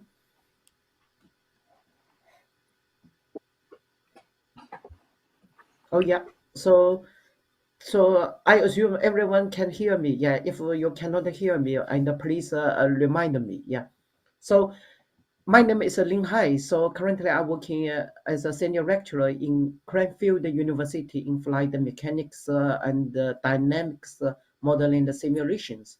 So, and the title of my presentation is the challenges in the roadmap. Yeah. So I will not go to like the details, like how do we like identify challenges, and also like how do we address the challenges in the research. So mainly focus on like how do we like identify the challenges and also provide some possible solutions. So also, I would like to acknowledge the contributions from the colleges. And honestly speaking, all these contacts are mainly rely on their major contributions. Okay, so this is my agenda. So first, I will briefly talk about the background information, and then I will pick up a point and from the overview of the e-pilot project. And then I will move on to talk about the challenges in the roadmap. At the end of this presentation, I will draw out some conclusions. Yeah. So next slide, please.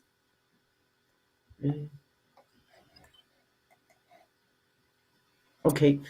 So before we going to talk about our roadmap, so we look at the ESA's AI roadmap first. So the ESA and the okay, yeah, thanks. So ESA proposed this roadmap in 2019. So as you can see, it consists of three phases. So a lot of detailed information and time notes and presented here.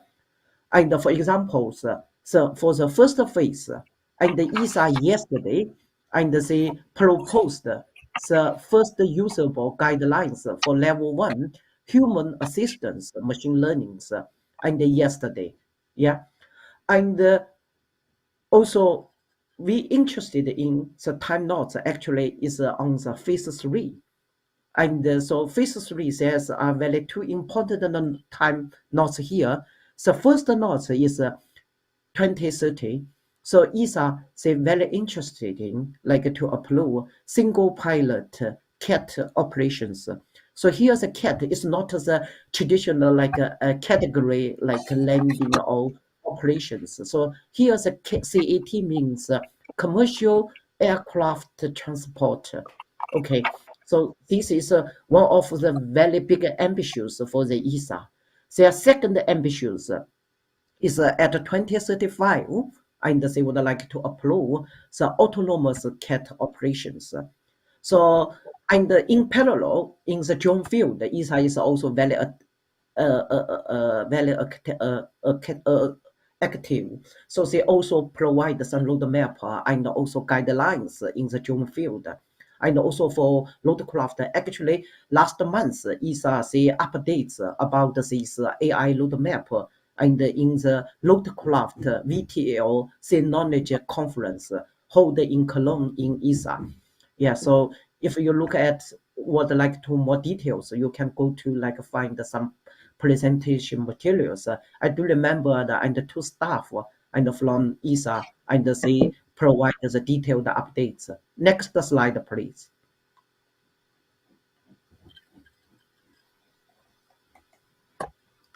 And so these are the e-pilot overviews. Our project coordinator, Miquel, already has give us a very detailed explanation about what is the ambitious and the objective of this e-pilot. So I will not go to the details again.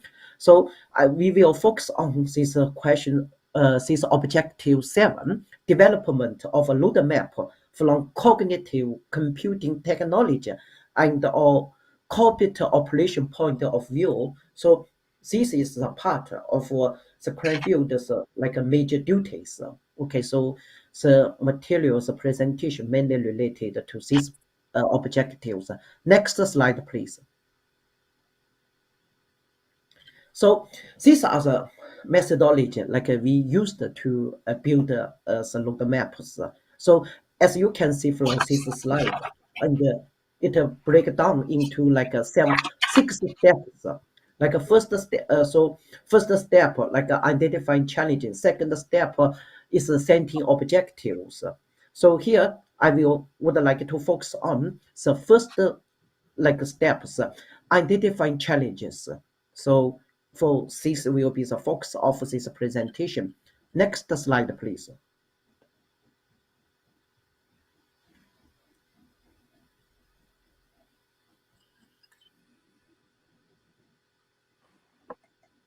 So honestly speaking, you can already like see a lot of challenges from my colleagues' presentations, and so brainstorms were conducted with like all our partners and also with industrial advisory bodies members. So and for what is as like existing or the emerging challenges. So we looked at a lot of fields, looked lots of areas, and so we picked up like select some few candidates and summarized into a few of the key challenges, put into several categorizations. So this is like the leaflets and shows how do we do the brainstorms, just like for a memory and for your interested. We did a lot of extensive researches like for go to identify these kind of challenges. So next slide. So and yeah, please click.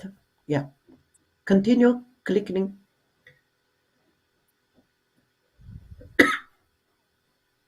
So we reviewed like lot of different fields.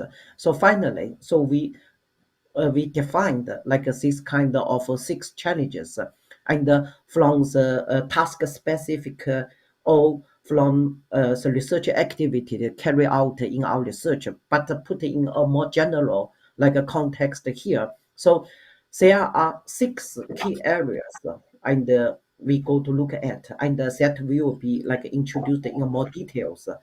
And the first is a high-level system architecture for SPO.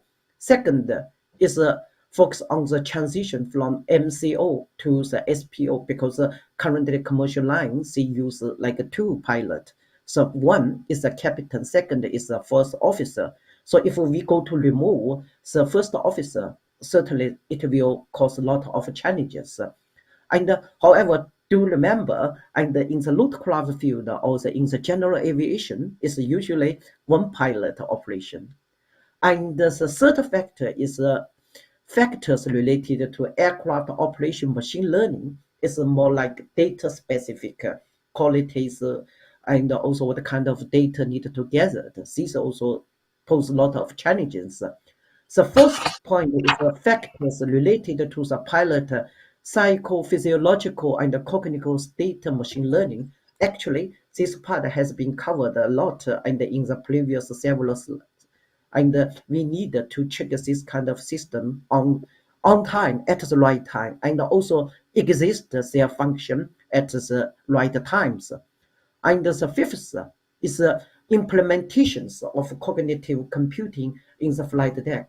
Because if you do not implement them properly, and a good system and alone does not bring a positive impact.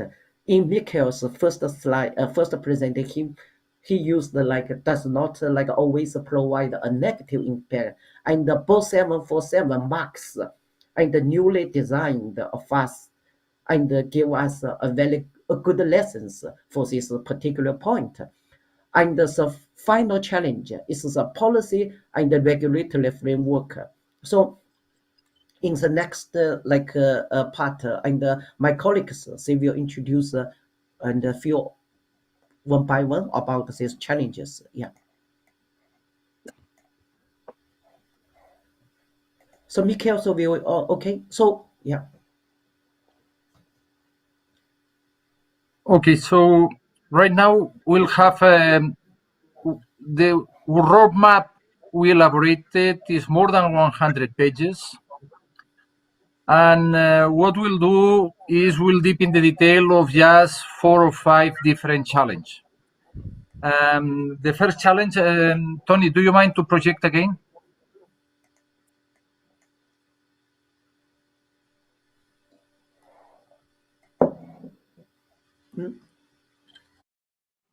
Okay.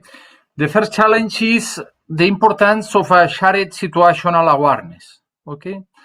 At this moment, we are aware that, for example, we have, if we talk about aircraft behavior, we have two different trajectory predictors. One is in the air side, inside the flight management system, is in the aircraft, and a different trajectory predictor is in the ground, in the control work positions of the air traffic controllers. And unfortunately, they have some divergence, different results. These tools do not provide always exact the same trajectory, but somehow provides a communication mechanism, intangible communication mechanism, in order that the traffic controller could understand the intended actions and also the pilot from the aircraft. Something similar could be obtained if we provide a communication mechanism in order that at the ground station, in the ground, the traffic controller could have information not only about the current state of the aircraft, the position, the speed, the altitude, also the current state of the cognitive status of the pilot, mainly if we are in a single pilot operation. Consider this example. Usually, air traffic controllers in the final approach, they used to introduce small corrections to benefit the landing indicators, okay? So they have an arrival manager, they provide the sequencing of the aircraft, but at the very last moment, they introduce small corrections. In order to improve the performance of the runway, sometimes the air traffic controller issues two instructions, which is do not reduce speed and exit runway promptly. But the air traffic controller, when he issues this instruction, he is not aware at all of what is going on in the cabin. Maybe when he's using this information, these instructions, just to improve the performance of the runway, what happens is that at this moment, maybe the pilot is attending an ECAM, engine out, or could attend another ECAM like smoke in the cabin, or attending an interruption from the cabin crew because there is a heart attack, okay? So this lack of information in the ground about the cognitive state, the workload of the pilot in the cabin, just generate an extra instruction, generate an extra interruption in the cockpit that is absolutely useless, because probably under this peak workload, the pilot just will reply unable. But to reply unable requires first to attend the instruction, decide if can be attended or not, so check the energy of the aircraft, understand the situation of the aircraft, and then reply. Meanwhile, postponing concurrent tasks that generate a pending memory item. So this is absolutely useless. Just generate an interruption that will be absolutely for nothing. So a shared situational awareness has been analyzed in this roadmap, in which we should provide not only information of the aircraft, also information about the pilots. With this extra information, in the control work position, the ATC, the traffic controller, could decide among the different landing aircraft if it's better to issue this instruction, do not reduce speed and exit runway promptly, for example, to one aircraft, or to avoid this interruption, okay? So we have analyzed different alternatives. We have been analyzing also the literature, and these are some of the findings, okay? That will be important extra work on the cockpit human-machine interface requirements for this shared situational awareness between pilot flying and pilot monitoring in the ground. Something similar, we should develop also a human-machine interface in order to support this shared situational awareness between the pilot flying in the cockpit the air traffic controller in the ground, and also the pilot monitoring in the ground. Further research, absolutely further research, will be necessary on digital assistants, okay, which are the cognitive service in an adaptive framework supported by a shared situational awareness framework, which means that we could have a digital assistant in the cockpit, and the air traffic controller also could have the implementation of a digital assistant, and both digital assistant in the ground and in their side could iterate through ontologies. That will be also important to develop ontologies for this shared situational awareness. And what is also important in this shared situational awareness framework is the implementation of this socio-technical simulation mechanism in order to avoid negative effects of sharing extra information. Different challenge also moving from multi-crew to single pilot operation is function allocation, okay? Function allocation, we have at the left-hand side of the screen, we can see the Gantt chart of the different tasks a pilot has been performing in one of the simulations, okay? When, as already said, the pilot can accept 2 concurrent tasks if these concurrent tasks do not require the same cognitive resource, but because of interruptions like change frequency, a cam engine vibration, or interruption from the ATC for altitude authorization, sometimes we need to attend the interruption, and attending interruption means a third concurrent task. And a third concurrent task requires to postpone one of the concurrent tasks and generate these pending memory items, okay? So by means of this socio-technical simulation model, it's possible to identify which interruptions will have a negative impact according to the current workload in the pilot, and how this elaborated information could be introduced in the cockpit as a perceptual variable, providing some hints in order to reduce this generation of mental extra workload. Just to mention some findings, it will be important to develop machine learning algorithms to predict future aircraft subsystem failures. There is plenty of literature about failures on failure prediction. Tony, I cannot see the slides.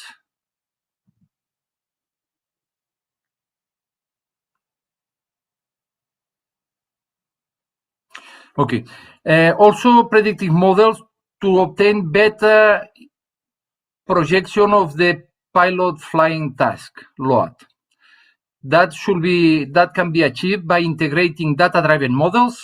Already the presentation from Debora, the different levels of workload that can be identified using the encephalogram and electrocardiogram with knowledge-based models from the FRAM will allow a better prediction of the workload for the pilot flying.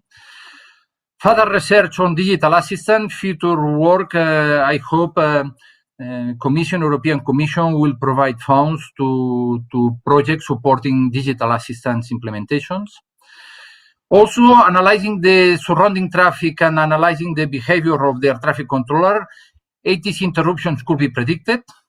And just to mention the last one, a shared situational awareness will require mechanisms among the different agents, I mean, cognitive computing actors and human actors, okay? And I'll provide now the floor to Debora from Computer Vision Center to present the next challenge. Okay, thank you very much, Miquel. Can you hear me? Yes. Yes, okay, perfect. Now, let me tell you first about some technological requirements in order to deploy the cognitive computing system into the cockpit. As you already know, our systems require continuous monitoring of the pilots, and all this information should be processed in order to decide what's the best moment, the most appropriate moment to deliver information that the machine learning system for intelligent transportation that is predicting some unexpected events should deliver to the pilot. So just put 2 clicks, 1 click, 2 click, Tony. In order to do so, the onboard system, and I would need another click, I think. Yes, stop. Now, what we need, it's three main modules. The first one is data acquisition, which implies sensing the pilot as well as sensing the aircraft and the environment. Then we require the cognitive computing model, which processes all this data in order to issue or to come to some decisions on whether what's the workload of the pilot or what's going on in the surroundings, what's going on in the aircraft. And finally, according to this situational awareness that the machine learning has detected and the cognitive state of pilots, finally, our system should communicate to the ATC or to the ground control or even to the pilot in order that the pilot or the controllers can take the final decision, because the final decision is always taken by pilots or the ATC. So next slide, please. In order to deploy such a system, one needs to bear in mind that we need these three main modules. Okay, sensing will be always done inside the cockpit in the aircraft. Okay, the communication with the ATC would be always the same. And now what is left to decide is where do computations for the machine learning systems are done. Regardless, and we have two options. We could deploy it in the cockpit, so the computations are done by the onboard systems, or you could just send this information to whatever place outside the aircraft, the computations there, and then send the output of the algorithms back to the cockpit. In any case, the amount of data that is needed to do all these computations, which within ePilots, we've tried to drive it to the minimum amount of data, although more investigation should be further carried on. But our finding is that with the current computational resources and communications systems, the amount of data can be properly processed. Also, between the delay within the sensor when it detects a peak of workload and the actual peak of workload, the findings is that EEG has a little bit of latency, but ECG, but EEG is able to detect that peak of workload instantaneously.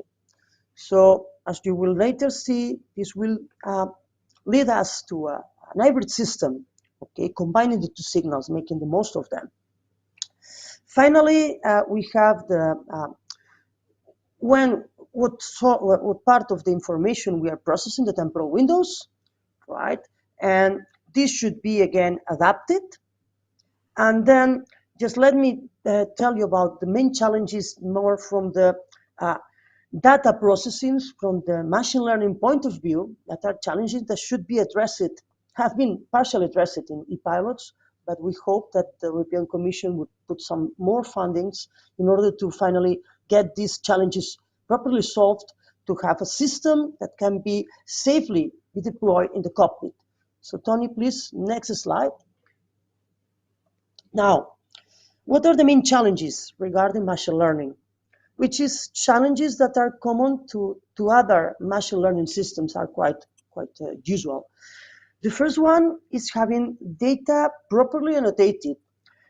This is especially critical when we are dealing with machine learning systems trying to identify the cognitive state, but also for the hard landing prediction. And the reason is that, on one hand, cognitive state is an ambiguous concept, which is not properly detected by other means, by other sources, because you must bear in mind that what we are trying to do is that the machine learning becomes the gold standard of something that already has a gold standard. And these are the unambiguous annotations. Regarding hard landing, it's a dynamic event that if we want to predict it at the go-around decision point, then maybe we are not sure whether this hard landing was going to occur or not, because the pilot could have aborted the landing. So first is this data annotation for model training and testing. The other thing that is specific to the cognitive state recognition is that the net of sensors should be minimal And for any machine learning system deployed in the cockpit, you have to make sure that you don't alter the cockpit protocols when flying. That's very important to have high acceptance among pilots and easy deployment in any commercial aircraft or in any commercial thing. Finally, and this is more technical, since we are dealing with the data that are heterogeneous and multimodal intrinsically, because we are trying to use ECG with EEG, and also regarding the aircraft variables, the ideal would be to mix dynamic variables of the aircraft dynamics with ATC controllers and so on. We need to have machine learning approaches that are able to combine this multimodal data in the best way possible, in the best possible way. And last but not least, we have to make sure, especially for the systems dealing with humans and cognitive state recognition, that models have high generalization power, in the sense that when a new case or a new subject that has not been previously seen by the system while it is training, when this subject comes, the system properly can predict its cognitive state or can predict the hard landing event. So with these 4 sub-challenges associated to machine learning, what is the findings that we have analyzed during the pilots? Well, the first one is that serious games and FRAM can provide valid annotations, especially for the case of cognitive state recognition. And this is very important because this allows to train systems offline using subjects that are not the pilots, okay, and outside the cockpit. So you can train systems and test them in a very controlled environment without putting any risk or installing anything in the cockpit. The second finding, and this one is concerning the prediction of worldwide, is that the 2 biosensors used, ECG and EEG, are complementary because ECG is able to maybe trigger a first warning, so very general one, so that then you can use EEG data in order that better figure out if this warning risen by the ECG was specifically what level of workload. Okay, this is important because processing all data together it requires computational resources. So if you first can discard cases using a simple signal, this is good for having a system that can be effectively deployed in the cockpit in a cost-effective computational solution. The other finding regarding the combination of multimodal data is that convolutional neural networks are a powerful tool that can be trained using data collected offline, using serious games or other kinds of simulations. Finally, concerning the generalization power, we have that maybe we should deal with systems that are specific for given groups of populations, although in 80% of the cases, we can properly detect worldwide. Now, with all these findings found in e-pilots, the initiatives that we have identified in our roadmap are the following. Serious games can be very useful, but they should be further diversified in order to include very specific types of tasks. Also, FRAM should incorporate a dynamic modification according to the pilot's decision offline because of the flight, because sometimes pilots alter protocols. Then we think it's worth trying to use alternative signals like video and speech analysis in order to substitute these EEG and ECG signals or to combine them in a minimum way. This would include the development or the detection of what EEG sensors are most correlated to worldwide. So you have a minimal invasive system for detecting the pilot's cognitive state. Networks, of course, could be used to do this distilling of sensors and also to process these alternative signals like video or speech. And last but not least, we should further investigate if we can have models that are not personalized for each subject, but maybe for specific groups of subjects. So maybe depending on the background of the subject, or identify this 20% that we are not still able to properly predict. And now it's the turn for José.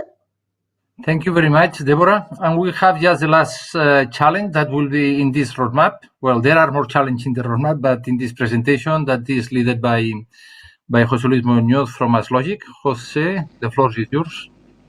Thank you very much. So the last challenge is when to trigger the right information at the right time, right? So as you have already seen, a pilot is fully aligned with the concept of adaptive automation, triggering a set of aids that will reduce pilot workload while performing a specific task. As you have already seen, the trigger depends on the physiological signal that we are harvesting using the net of sensor.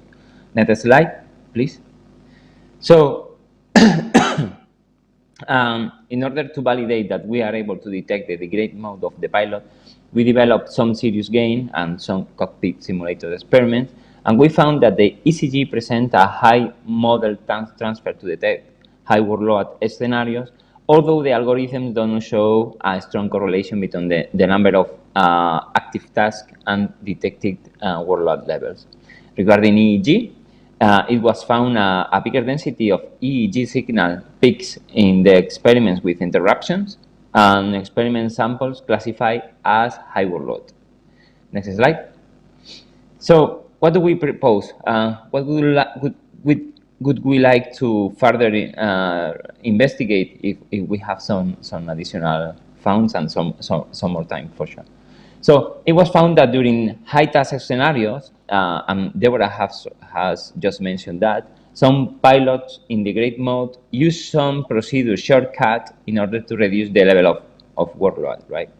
So we propose to use an hybrid system architecture in ePilot, incorporating not just the physiological signals to the cognitive evolution predictor, but also to track the procedure model provided by Frank and real-time information provided by the cockpit signals. And in that way, we are sure which procedure is being executed.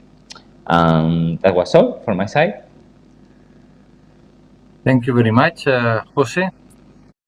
Just to finalize, there are, according to presentation of Dr. Linghai, the roadmap has structured 6 main challenges. We presented here some of them, and once the deliverable is approved, it will be public, and you will be able to download the deliverable from the website of the project.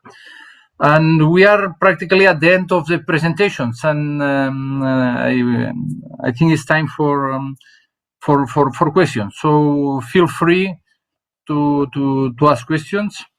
We have one question from Eric Groen for Debora Gil, and yes, it says, Tony, I cannot see the.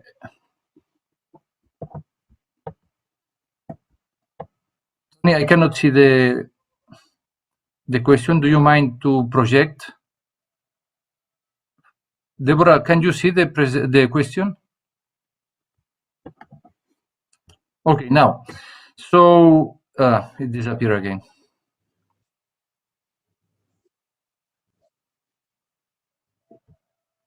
Now, Debora, is about the promising correlation sensitivity presented for the physiological marker of workload. Do you know what level of accuracy or reliability any artificial intelligence system should have for pilot to trust them? Good question.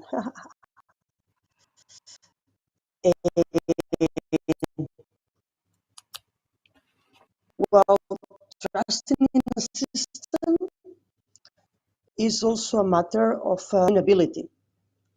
So pilots, can you hear me?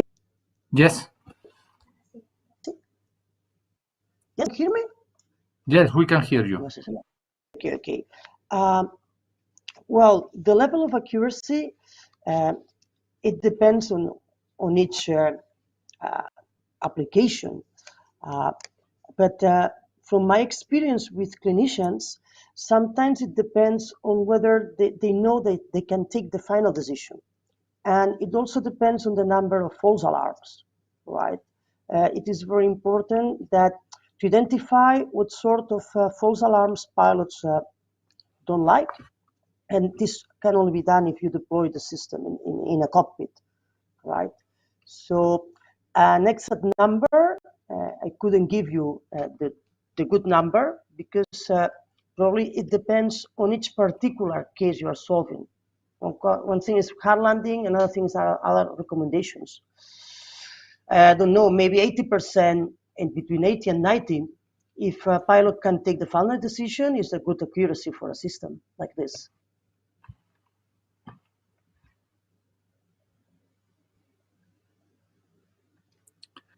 Thank you, Debora.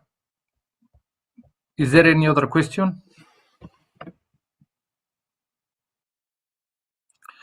No more questions? I understand that it has been a long session. I appreciate very much your participation in and attendance. Feel free to contact any one of us through the website or direct by email. In case you want deliverable, all of them are public. All the presentation will be public. And as soon as they are approved, the roadmap, also the roadmap will be public. Just before finalizing, I would like just to conclude the importance to consider the human-centric approach raised in several of the presentations when we deploy cognitive computing supporting tools. The importance to integrate data-driven models with knowledge-based models just to provide better solutions. And also the importance to tackle scalability. One thing is to apply in one cockpit, and the other is what will happen when we have digital assistants in the different cockpits, in the ground, and also in the air traffic controller centers. So there are several issues that cognitive computing should consider, and hopefully European Commission will provide funds, to research team to work in this area. Just to finalize also, I would like to appreciate once again the presentation from Christian Verdonk, the importance and the 3 pillars about digitalization, connectivity, and data sharing. I would like also to thank my colleagues during these 3 years in the project, Dr. Debora Hill from Computer Vision Center, Dr. José Luis Muñoz from Aslogic, and also Dr. Linghai from Cranfield University. And if there is no other question, we'll finalize the meeting. But first of all, I would like to thank also all of you, your attendance, and wish all of you a healthy and hopefully fruitful 2022. At least healthy should be, okay? Because COVID is again hitting Europe. So take care and hope to receive, we'll be glad to reply any question by email. Thank you very much.